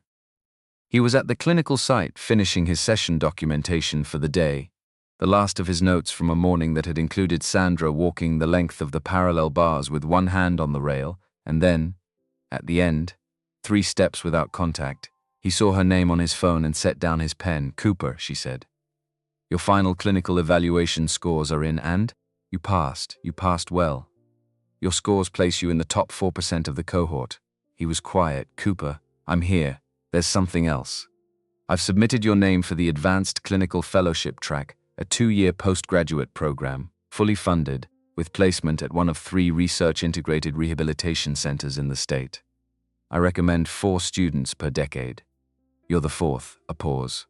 You don't have to decide immediately, but I wanted you to know the option exists. He thanked her, said goodbye, sat in the clinical site for a while, the room that Sandra had created because he needed a certified site, the room where he had documented 9 months of daily work, with the rigor of someone who understood that documentation was not administrative burden, but clinical integrity. The room where a woman who had been told with authority and good intentions that her body had reached its limit had stood for 7 seconds without holding on to anything. He called Sandra. Are you free Saturday morning? I can be. What is it? I want to show you something. Bring Zoe. The UGA Doctor of Physical Therapy program held its cohort graduation ceremony on Saturday mornings in the spring informal by the standards of institutional events, which meant folding chairs instead of auditorium seating, and a sheet cake from the bakery on Baxter Street that Dr. Johnson ordered every year without variation. It meant the students' families in the first several rows and the faculty standing along the wall. It meant the particular warmth of a small room full of people who had been working toward the same thing for 4 years. Darnell had not planned to make it significant. He had told Sandra he wanted to show her something at the university. He had not said what. He had told himself this was because he didn't want to build expectations and then have to manage them if something felt flat. He had not examined this reasoning too closely, because examining it closely would have required admitting that he wanted to see her face when she walked in and understood. Sandra arrived with Zoe at 9:45, 15 minutes before the ceremony began. Zoe walked into the event room, took in the paper banners along the walls, the table with name cards and the sheet cake, the faculty in their good blazers, the clusters of families holding flowers. She stopped, looked at all of it with the comprehensive assessment of someone cataloging a scene. Then she turned to Sandra. "Daddy's becoming a doctor today," she said with absolute certainty. Sandra put her hand over her mouth, just for a moment. Just long enough for Darnell, standing across the room and watching, to see it. She recovered her composure within 2 seconds, which was very fast, and which told him something about how much the moment had landed. They found seats in the 3rd row. Darnell kept his attention on the program as it moved through the cohort, the faculty remarks, the individual acknowledgements. When Dr. Johnson reached his name, she paused. Darnell Cooper came to this program with more practical clinical experience than most students finish with, she said. He came having already worked in conditions that tested everything this program tries to teach. But what he brought, that 4 years of curriculum cannot produce, what I can tell you, after 40 years of teaching, is genuinely rare, is the understanding that recovery is not a thing you do to a patient. She looked at him directly. It is a thing you do with them. It requires that you see the person, not just the injury. That you understand not only the mechanics of what the body can do, but the internal experience of someone who has been told what it can't. Darnell Cooper understands both of these things. He has produced clinical outcomes in the past year that I will reference in my teaching for the remainder of my career. In the 3rd row, Zoe had gone completely still. This happened rarely. Darnell could count on one hand the situations in which his daughter had been completely still and quiet simultaneously. Sandra had noticed it too. He could see, from the stage, that she had looked at Zoe and registered the stillness, and was now watching with the particular attention of someone who is witnessing something she wants to remember. Zoe watched her father cross the small stage, watched him receive his documentation from Dr. Johnson, watched him shake her hand and turn to face the room. Then, in the clear, carrying voice she used for things that deserved to be heard properly, "That's my daddy," not loudly, clearly. The people in the surrounding seats heard it. Several of them smiled. A woman in the 2nd row with a toddler on her lap looked over and caught Zoe's eye and nodded with the specific solidarity of a parent who recognized exactly what she was looking at. Darnell heard it from the stage. He found Zoe's face in the 3rd row. The absolute pride on it, unmanaged, entirely her own. Then he found Sandra's face beside her. Sandra was not performing a reaction. She was not constructing an appropriate expression for a public moment. She was simply looking at him directly, openly, with the quality of attention she gave to things that mattered to her, the way she had looked at the baseline data, on the morning the first pathway responded, but more than that, with something that the data couldn't account for. Like someone who had stopped being surprised by what was possible and had started, instead, to expect it. After the ceremony, while families gathered around the refreshment table, and Dr. Johnson worked her way through the room, she found Sandra standing near the window. "I've reviewed your case documentation," Dr. Johnson said. "With your permission, I'd like to submit it as an anonymized teaching case. The progression data is genuinely instructive for how we frame prognosis conversations with patients in this injury class." Sandra looked at Darnell, who had joined them. "It's your story," he said. "Your call entirely." She considered it. How many patients with incomplete T12 injuries are told there's no meaningful ceiling on their recovery? "Not enough," Dr. Johnson said. Significantly not enough. Then use it, Sandra said. In the parking lot afterward, the three of them walked to the car together.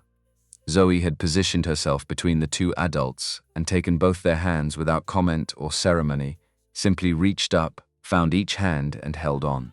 Sandra had looked down at the small hand in hers, then looked ahead and kept walking. "Daddy," Zoe said. "Yeah, baby. Now that you're a real doctor, does that mean you're going to stop cleaning the offices?" "I'm a physical therapist, not a doctor." "Completely different. It seems the same. It really isn't. Are you going to stop cleaning the offices?" "Yes, very soon." Zoe considered this. "I liked the office," she said. "Cole Tower." "Why?" "Because that's where you met Miss Sandra." She swung their joined hands once forward and back, the satisfied arc of someone who has made a point she considers conclusive, and kept walking. Neither of the adults had a response to that. 46th floor clinical site 2 weeks after graduation, early morning. Darnell had been thinking about this session for 10 days. Not planning it in the way he planned clinical protocols with documentation and sequencing and measurable objectives. Feeling it. The accumulated sense of 9 months of daily observation condensing into a direction. The specific knowledge, which he had learned to trust precisely because it was built from 1,000 small data points, rather than a single moment, that Sandra's body had arrived at a threshold her mind hadn't fully crossed yet. He had seen this before. Not often, perhaps 4 times in his clinical work, twice in his army experience. The patient whose nervous system had rebuilt sufficient function for a task they did not yet believe they could perform. The gap between the physical reality and the internal belief was itself the remaining obstacle. Not a large obstacle, but a real one. She was ready, she just didn't know it yet. He arrived at 6. She was already there. She had been arriving earlier recently, not for the work specifically, or not only for the work. The room had become something she came to, because it was the place where she was most simply herself, where the task was clear and the feedback was honest, and no one was watching for signs of weakness or strength or anything except what was actually happening. She was standing beside the parallel bars when he came in, not holding them. Beside them the way someone stands near a railing they no longer need but haven't fully acknowledged not needing. "Good morning," she said. "Good morning." He put his bag down, took out his documentation forms, then put them back. She noticed immediately. No paperwork. Today is different. She looked at him with the attention she brought to things that mattered. "What are we doing?" He moved 2 chairs into the center of the room, set them facing each other, approximately 12 feet apart, sat in one, looked at her, walked to me. She looked at the distance. 12 feet of open floor, no bars within reach. The walker was against the wall by the door where he had left it. He hadn't brought it out to the center of the room, and she registered this. "Darnell, your proprioceptive integration scores have been where they need to be for 3 weeks. You've held 35 seconds without support in each of the last 4 sessions. Your left hip flexor group normalized 5 weeks ago. The balance work we've been doing since month 7 was specifically building toward this. You could have told me you were building toward this, I'm telling you now." She looked at the 12 feet between them. He could see the calculation happening, not physical. She was past the point where the physical calculation was the limiting factor, the other kind. The one that happened in the part of the mind that had spent 9 months reorganizing itself around a new understanding of what was possible, and was now being asked to take one more step in that reorganization. "What if I fall?" "Then you fall and I help you up and we try again. That's the complete plan?" "That's the complete plan." She was quiet. He waited. He had learned to wait with the quality of attention that made waiting feel like its own form of support, not absence, not pressure. Presence. Sandra Anderson did not need long. She straightened. One deliberate breath, the kind she had learned over 9 months to use as a precise tool rather than a nervous habit. She took a step. Her right foot moved forward, made contact with the floor, took her weight, held. Second step, left foot, the slight lateral adjustment of someone finding their balance in real space, without a rail to triangulate from. Not a stumble, a correction, the body doing what bodies do when they remember how to work. Third step, fourth. He watched her face, watched the exact moment he had learned to identify it when conscious management of movement gave way to something older and more automatic. The moment when the brain stopped directing and started remembering. The transition from effort to motion, 5th step, 6th. Her arms were slightly away from her sides, the natural counterbalance of a body finding its way through space. Her pace was slow and deliberate. Every contact was intentional. 7th step, 8th, she was 4 feet from him. 9th step, she was close enough that he could have reached her easily if anything changed. 10th step, she stopped, standing directly in front of him, both feet flat on the floor. No bar, no wall, no hand within reach of anything. Just herself in the center of a room, having walked 12 feet on legs that 9 months ago moved 4 degrees on a good day. The room held the silence for a long moment. Then Sandra Anderson, who had run a 400-person company from a wheelchair for 9 months, without once allowing anyone to see her doubt, who had built her professional life on the discipline of not showing her hand, who had spent 15 years being brilliant and precise and controlled, because that was what the world she operated in required, put her face in both hands and cried. Not the managed kind, not the brief, controlled acknowledgement of emotion that she sometimes permitted herself. The other kind. The kind that came from somewhere below management, from the part of a person that doesn't have a protocol for joy that has been deferred for this long. Darnell stood up slowly. He put both hands on her shoulders. 10 steps, he said. She nodded, face still in her hands. 10 steps more than the ceiling they gave you. She nodded again, and you did it. He waited until she lowered her hands and looked at him. Her face was completely open, no control, no management, just the thing underneath. Not me. Not the protocol. Not the documentation or the clinical site or the supervised practicum designation. You. She looked at him for a long moment. Then she took one more step, the smallest one. Not a rehabilitation step, but a different kind entirely, and leaned against him. He held her. Outside the window on the south wall, Atlanta was beginning its morning. The light coming up pale and clean over the buildings to the east. Traffic beginning to build on the streets below. The city doing what it did every morning, resuming, continuing, entirely unaware that something significant had just happened in a room on the 46th floor of a building. It moved around without noticing. It had happened regardless. Darnell's apartment, East Atlanta. A Friday evening. 8 weeks later, the ring had been in the top drawer of his dresser for 5 weeks. Not Denise's ring. That one was in a small wooden box on the bedroom shelf, and it would stay there. It was Zoe's would be. Zoe's when she was old enough and wanted it. That ring belonged to the life he and Denise had built, and to the daughter who was the best thing that life had produced, and to no one else. This was a different ring, made by a jeweler on Edgewood Avenue, who worked out of a small studio above a dry cleaner, and who had spent 40 minutes with Darnell, going over exactly what he wanted before beginning. The setting was simple. Darnell had been specific about that. A single stone in a clean, unornamented setting. The stone was a deep blue sapphire, Denise had once said.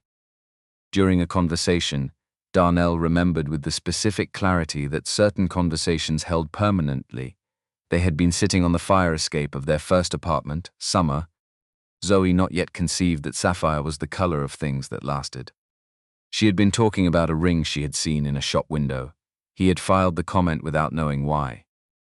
Some things stayed because they needed to. He had thought about the ring carefully for 3 weeks before going to the jeweler, had asked himself the questions that the decision deserved. Was this the right time? Was this fair to Zoe? Would introducing this change be something she could absorb well? Would it add to her life or complicate it? Was this fair to Sandra? Was he reading her accurately? Was he certain enough of what she wanted to ask her directly? Was he projecting his own readiness onto a situation he was hoping was mutual? He had gone back and forth with the rigor he brought to clinical decisions, which meant he had examined the question from multiple angles and tested his assumptions against the evidence. Then Zoe had come home from school with a drawing. 4 figures in crayon on green construction paper. A tall figure labeled Daddy in large, careful letters. A smaller figure labeled Zoe. A figure labeled Sandra. And above them, slightly to the right, a small orange shape with lines coming off it like a sun, or perhaps like something else. "Who's that?" he had asked, pointing to the orange shape. "Mommy Denise," Zoe had said. "She's up there watching. She's happy." He had looked at the drawing for a long time. The next day he had gone to the jeweler on Edgewood Avenue. He had not planned the Friday evening as a grand occasion.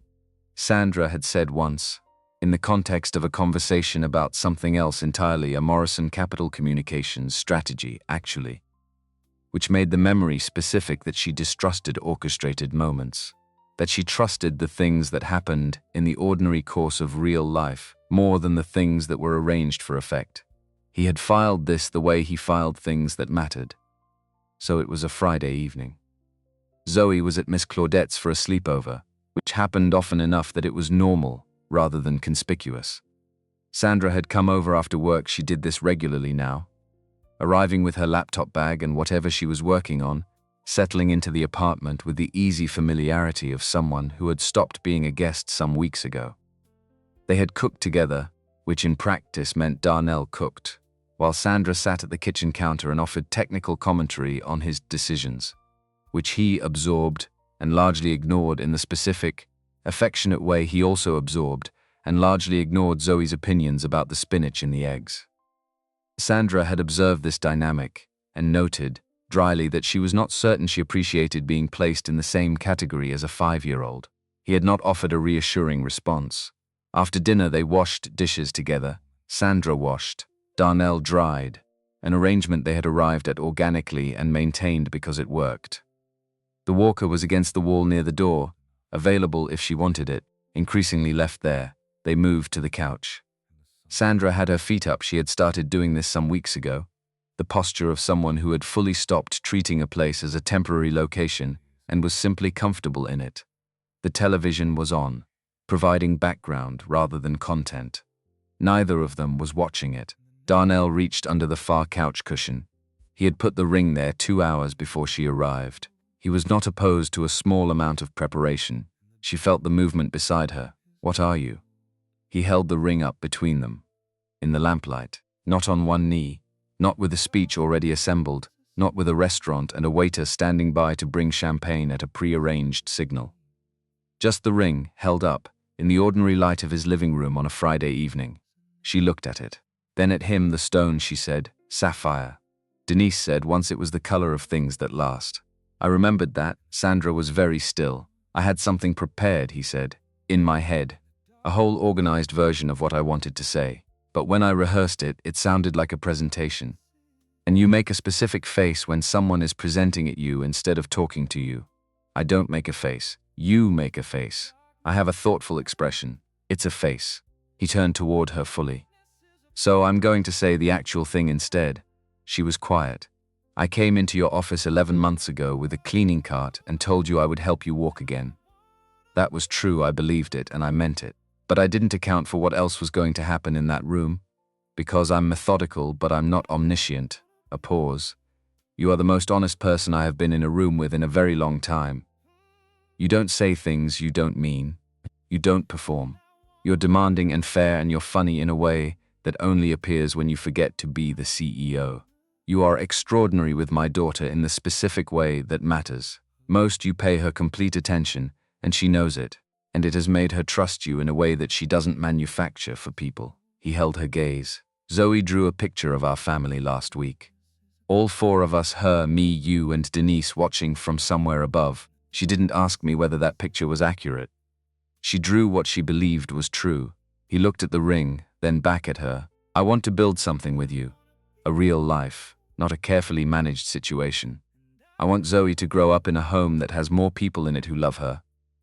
I want to do the work that matters to me alongside someone who understands why it matters.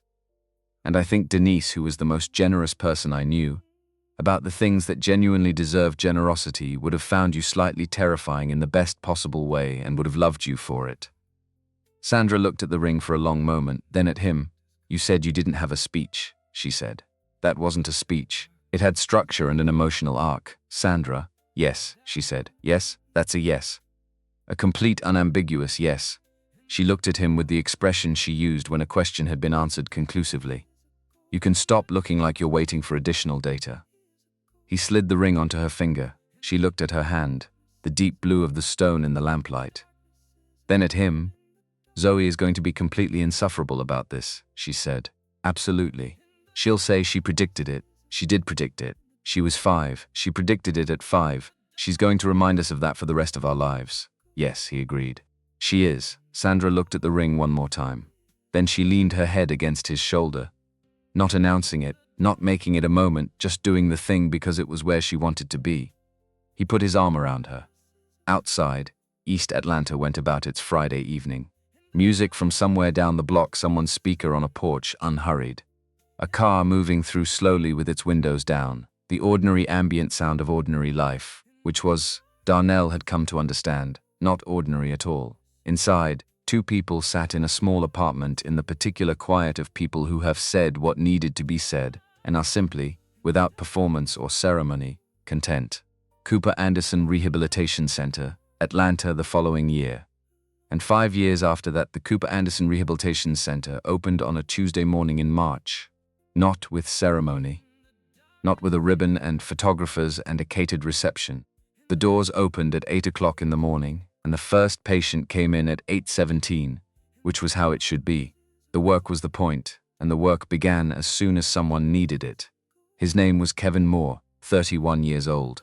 He had grown up in Decatur, enlisted at 19, done 2 tours. The IED that ended his active service also fractured his T11 vertebra, leaving him with an incomplete spinal injury that the VA rehabilitation program had managed competently but not ambitiously. His VA benefits covered 60% of the intensive rehabilitation cost his injury actually required. The remaining 40% the specialized neurological stimulation work, the proprioceptive integration protocol, the twice-weekly sessions that the research said made the difference between marginal improvement and meaningful function was not covered. He had a daughter named Maya. She was 4 years old. He had told Darnell this at the end of their intake consultation, not as an appeal but as a fact about his life. The way people stated important facts when they were trusting someone with something real. His daughter was starting kindergarten in 18 months. He wanted to walk her to school on her first day.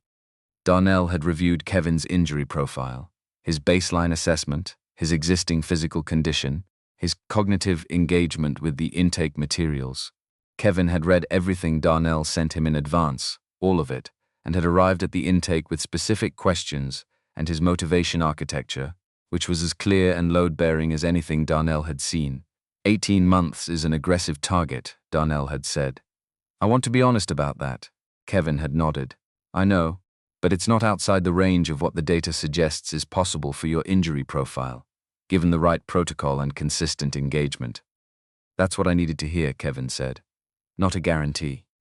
Just possible. The center's structure was Sandra's architecture, built on Darnell's clinical framework, the 2 areas where each of them was genuinely excellent, combined without either diminishing the other.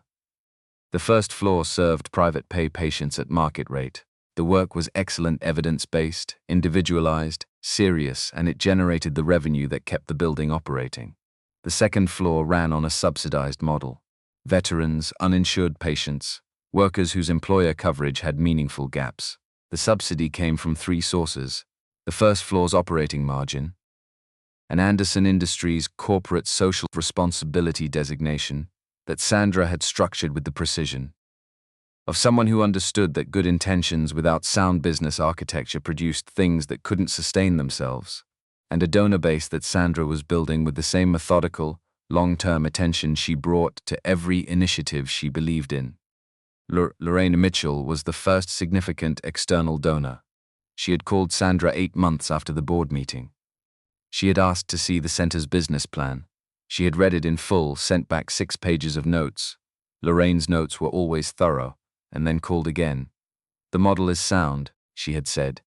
The subsidized floor isn't charity. It's a sustainable structure with multiple revenue streams supporting the mission. Leonard would have approved. Leonard was your husband, Sandra said. He was. He would have liked this. A pause. He would have liked what you built with Cooper, too. He believed people were capable of more than they were generally given credit for. She had written a check. Significant enough that Darnell had to sit down when Sandra told him the number. She said the facility should be named after the work. Not the donors, Sandra said. She doesn't want her name on anything. What does she want? She wants 10 clinical fellowship positions funded annually. Students from programs like yours, from backgrounds like yours, who need financial support to complete their hours. Sandra looked at him. She wants them called the Leonard Holloway Clinical Fellows. Darnell sat with that for a moment. That's exactly right, he said. Kevin Moore walked his daughter to school on her first day of kindergarten. He sent Darnell a photograph the same afternoon. Kevin standing on a sidewalk in morning light. Maya beside him in a dress with white flowers, backpack larger than she looked like she should be able to carry, face turned up toward her father with an expression of absolute trust. Kevin was walking. Not without effort, there was still a slight compensatory pattern on the left side that they were continuing to address. But he was walking, on a sidewalk in the morning with his daughter. Darnell printed the photograph, put it on the wall of his office at the center. It was the first thing on the wall. He added to the wall over time, other photographs, other mornings, other people who had been told where their ceiling was and had found it elsewhere. But Kevin and Maya stayed in the upper left corner, where he saw them first every morning when he came in. The wedding was Sandra's to organize, which meant it was executed with complete precision and zero elements that didn't serve a clear purpose. 40 people, a botanical garden 20 minutes from the city, an afternoon ceremony with dinner after. Every detail chosen because it was right, not because it was expected. Zoe had selected her own dress. She had consulted Sandra on the options, a serious 2-hour consultation that Sandra had described to Darnell afterward, with a mixture of amusement and genuine respect, and had arrived at her final decision independently and announced it as settled. It was the deep blue of sapphire, because Mummy Denise said blue is for things that last, she told Darnell when she showed him. And this family is going to last. He had not been able to speak for a moment. Daddy, Zoe's voice was patient, the patience of someone who had watched adults have emotions and understood they needed reasonable time. It's a happy day. Crying is okay. He had laughed and pulled her into a hug, and she had allowed it for exactly the right amount of time before informing him that he was going to wrinkle her dress. The botanical garden was full of afternoon light. The ceremony was simple and direct, with vows they had written themselves. Sandra's precise, Darnell's honest in the particular way of someone who had stopped being careful about the difference between what he felt and what he said. Brenda Wright was in the third row. She had told Sandra 2 days before the wedding that she had no intention of crying because she was a professional. She was crying before Sandra reached the midpoint of the aisle and did not appear to find this inconsistent with her professional identity. Sandra walked the full length of the aisle without assistance of any kind. She had practiced it once, the week before, in the clinical site. Not for confidence, she had confidence in her body now in a way that had become ordinary rather than remarkable. She had practiced it to make sure she was walking the way she wanted to walk, at her own pace, without performing anything, just moving through space the way she moved through space, which was hers. Darnell watched her come toward him. 11 months ago, she had taken 10 steps across this room and wept for what those steps cost and what they meant. He had watched her then with the specific attention of a clinician who understood exactly what voluntary motor output in an incomplete T12 injury represented at month 9. He watched her now, with something that had nothing to do with clinical attention, the uncomplicated love of someone who had chosen a person and meant it, who had watched her rebuild herself from the inside out, with the same consistency and honesty that she brought to everything she did, who had discovered, over 11 months of 6 a.m. sessions and board meeting eventualities and Saturday afternoons and take-out containers on bare floors, that she was exactly the person she appeared to be, which was rare, and which he valued more than he had adequate language for. When she reached him, she took his hands. "You're crying," she said. "Zoe told me it was allowed." Zoe is frequently right, completely right in this case. Sandra smiled. The real one. The one that had nothing managed in it. 5 years later. A Thursday evening in November. The Cooper Anderson Center's 5th annual gala, not a rented space anymore, but the event hall on the ground floor that Sandra had incorporated into the building's design when they expanded 18 months in, because she had been certain from the beginning that this was going to be something that lasted, and that lasting things needed permanent homes. The room was full. Donors, former patients, medical professionals from 3 hospital systems, students from 4 PT programs, members of the VA rehabilitation network that the center had formally partnered with 2 years prior. The kind of room that took years of consistent work to fill, not with attendance, but with the specific quality of belief that made people come back. Kevin Moore was there. He came to every gala, Not because anyone had asked him to, but because he wanted to. He walked without any compensatory pattern now had for 2 years. He was 3 semesters into a pre-med program at Georgia State. Going at night while working during the day, Maya in 2nd grade, and apparently thriving in the specific, complete way that children thrive when the person raising them is well. Lorraine Mitchell was there. She and Sandra had developed, over 5 years, something that was not friendship in the easy sense. Both of them were too self-contained for easy friendship, but was genuine and mutual and valuable to both of them. The kind of relationship built from the honest acknowledgement of having initially misread each other and the shared decision to correct for it. Brenda Wright was at the operations table near the entrance, running the evening's logistics with the efficiency that had characterized her entire professional life, occasionally scanning the room to confirm that everything was where it should be. Occasionally looking at Sandra with an expression that she did not appear to know was, on her face, the expression of someone who is proud of something they helped build and has the wisdom to be quiet about it. Zoe was at a table near the back wall, 10 years old. In a deep blue dress she wore blue to every gala, had since the first one, without being asked and without explaining. She had a notebook open in front of her and was writing with the focused intensity she had brought to every project she had ever undertaken, which was the same intensity Darnell brought to clinical work and Sandra brought to everything else, and which appeared in Zoe to be the natural synthesis of both. Sandra sat down beside her. "What are you working on?" "My speech," Zoe said, without looking up. "For tonight? For later?" "For when I run something." Sandra looked at the notebook. The handwriting was large and careful, the letters of someone who was still developing the motor precision to match the speed of her thinking. The page was full. "Can I read it?" Zoe considered this with genuine deliberation. "Not yet. It's not ready. Fair enough."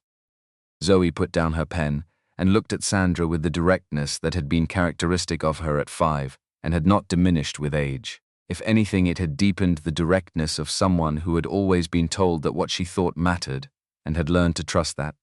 "Mommy, Sandra." "Yeah.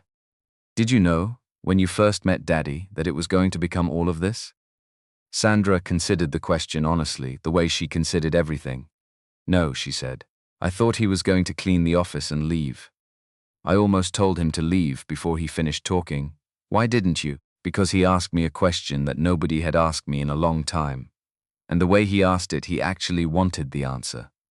Not the answer that would make the conversation easier. The real answer." Zoe thought about this. "What was the question?" "He asked me when I had last taken a real break." "That doesn't seem like a big question." "It wasn't big," Sandra said. "It was the right one. Sometimes those are different things." Zoe absorbed this with the serious attention she gave to things worth keeping. "I think Mommy Denise sent him," she said. "To you." "On purpose." Sandra looked at her. "Why do you think that?" "Because she was the kind of person who would. Daddy told me she thought about other people first. Like, before she thought about herself. She would have wanted him to find someone. She would have thought about it and figured out how to make it happen." "She sounds remarkable." "She was," Zoe said simply. "She is. She's still around. She just looks different now." Sandra was quiet for a moment. Outside, the room filled with conversation and warmth. The particular warmth of people gathered around something they had built together or been part of or been changed by. "I think you might be right," Sandra said. Zoe looked satisfied. She picked up her pen and went back to her speech. Darnell found Sandra 20 minutes later. She was standing near the window on the room's east wall, standing easily, the way she stood now, which was simply the way she moved through the world, unremarkable to her and remarkable to no one who hadn't known her before, except when she thought about it, which was less often than it used to be. He came to stand beside her. "You okay?" "Very okay." He looked out the window with her. The parking lot, the Atlanta skyline beyond it, lit against the November dark, not the sweeping, anonymous nighttime skyline of a city that didn't know them, but this specific city, this specific skyline, the one they had built something in. 5 years ago, he had pushed a cleaning cart down a marble hallway on the 47th floor of a building downtown and seen a thin line of light under a door at the far end. He had knocked. He had made a promise he wasn't completely certain he could keep, to a woman who had stopped letting herself want the thing he was promising. In an office at 11 o'clock at night, with a cleaning cart in the hallway behind him. He had kept the promise, but what he had not known standing in that office with his whole careful, methodical, direction-oriented future arrayed in front of him was that the promise was about more than walking. The way all real promises were about more than their stated terms. They were about showing up, being consistent, doing the work when the outcome was uncertain, and the only thing you had was the decision to continue.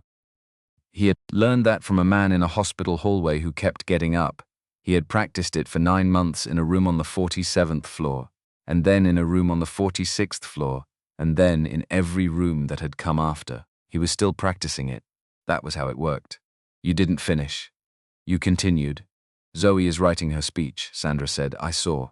She wouldn't let me read it either. She said it's not ready. She's been saying that for 3 weeks. Some things take as long as they take, Sandra said. He looked at her. She turned from the window. The way she looked at him, the specific quality of it, which existed nowhere else in her life and which he had first seen clearly on the morning she took 10 steps across a bare room and lowered her face into her hands, was simply present. No management, no performance. The thing itself, no regrets, she asked. The question they had asked each other many times, in many versions, across 5 years. He thought about a hospital floor and a decision made in silence. He thought about a door with light under it. He thought about a woman who had said, "Don't make me regret trusting you," and had not regretted it. He thought about a daughter who had drawn a family portrait with 4 figures and been completely right. He thought about Kevin Moore on a sidewalk in the morning light. He thought about a sapphire ring and a small voice in a graduation ceremony, and a 10-year-old writing a speech for the future she was absolutely certain she was going to have. Not one, he said. Sandra leaned her shoulder against his. He put his arm around her. Outside, Atlanta went on being itself in November, the city alive and warm and full of its own ordinary, extraordinary life. Inside, the room held the sound of people gathered around something real. It had started with a small question asked at 11 o'clock at night. When did you last take a real break? Such a small question, such an enormous answer.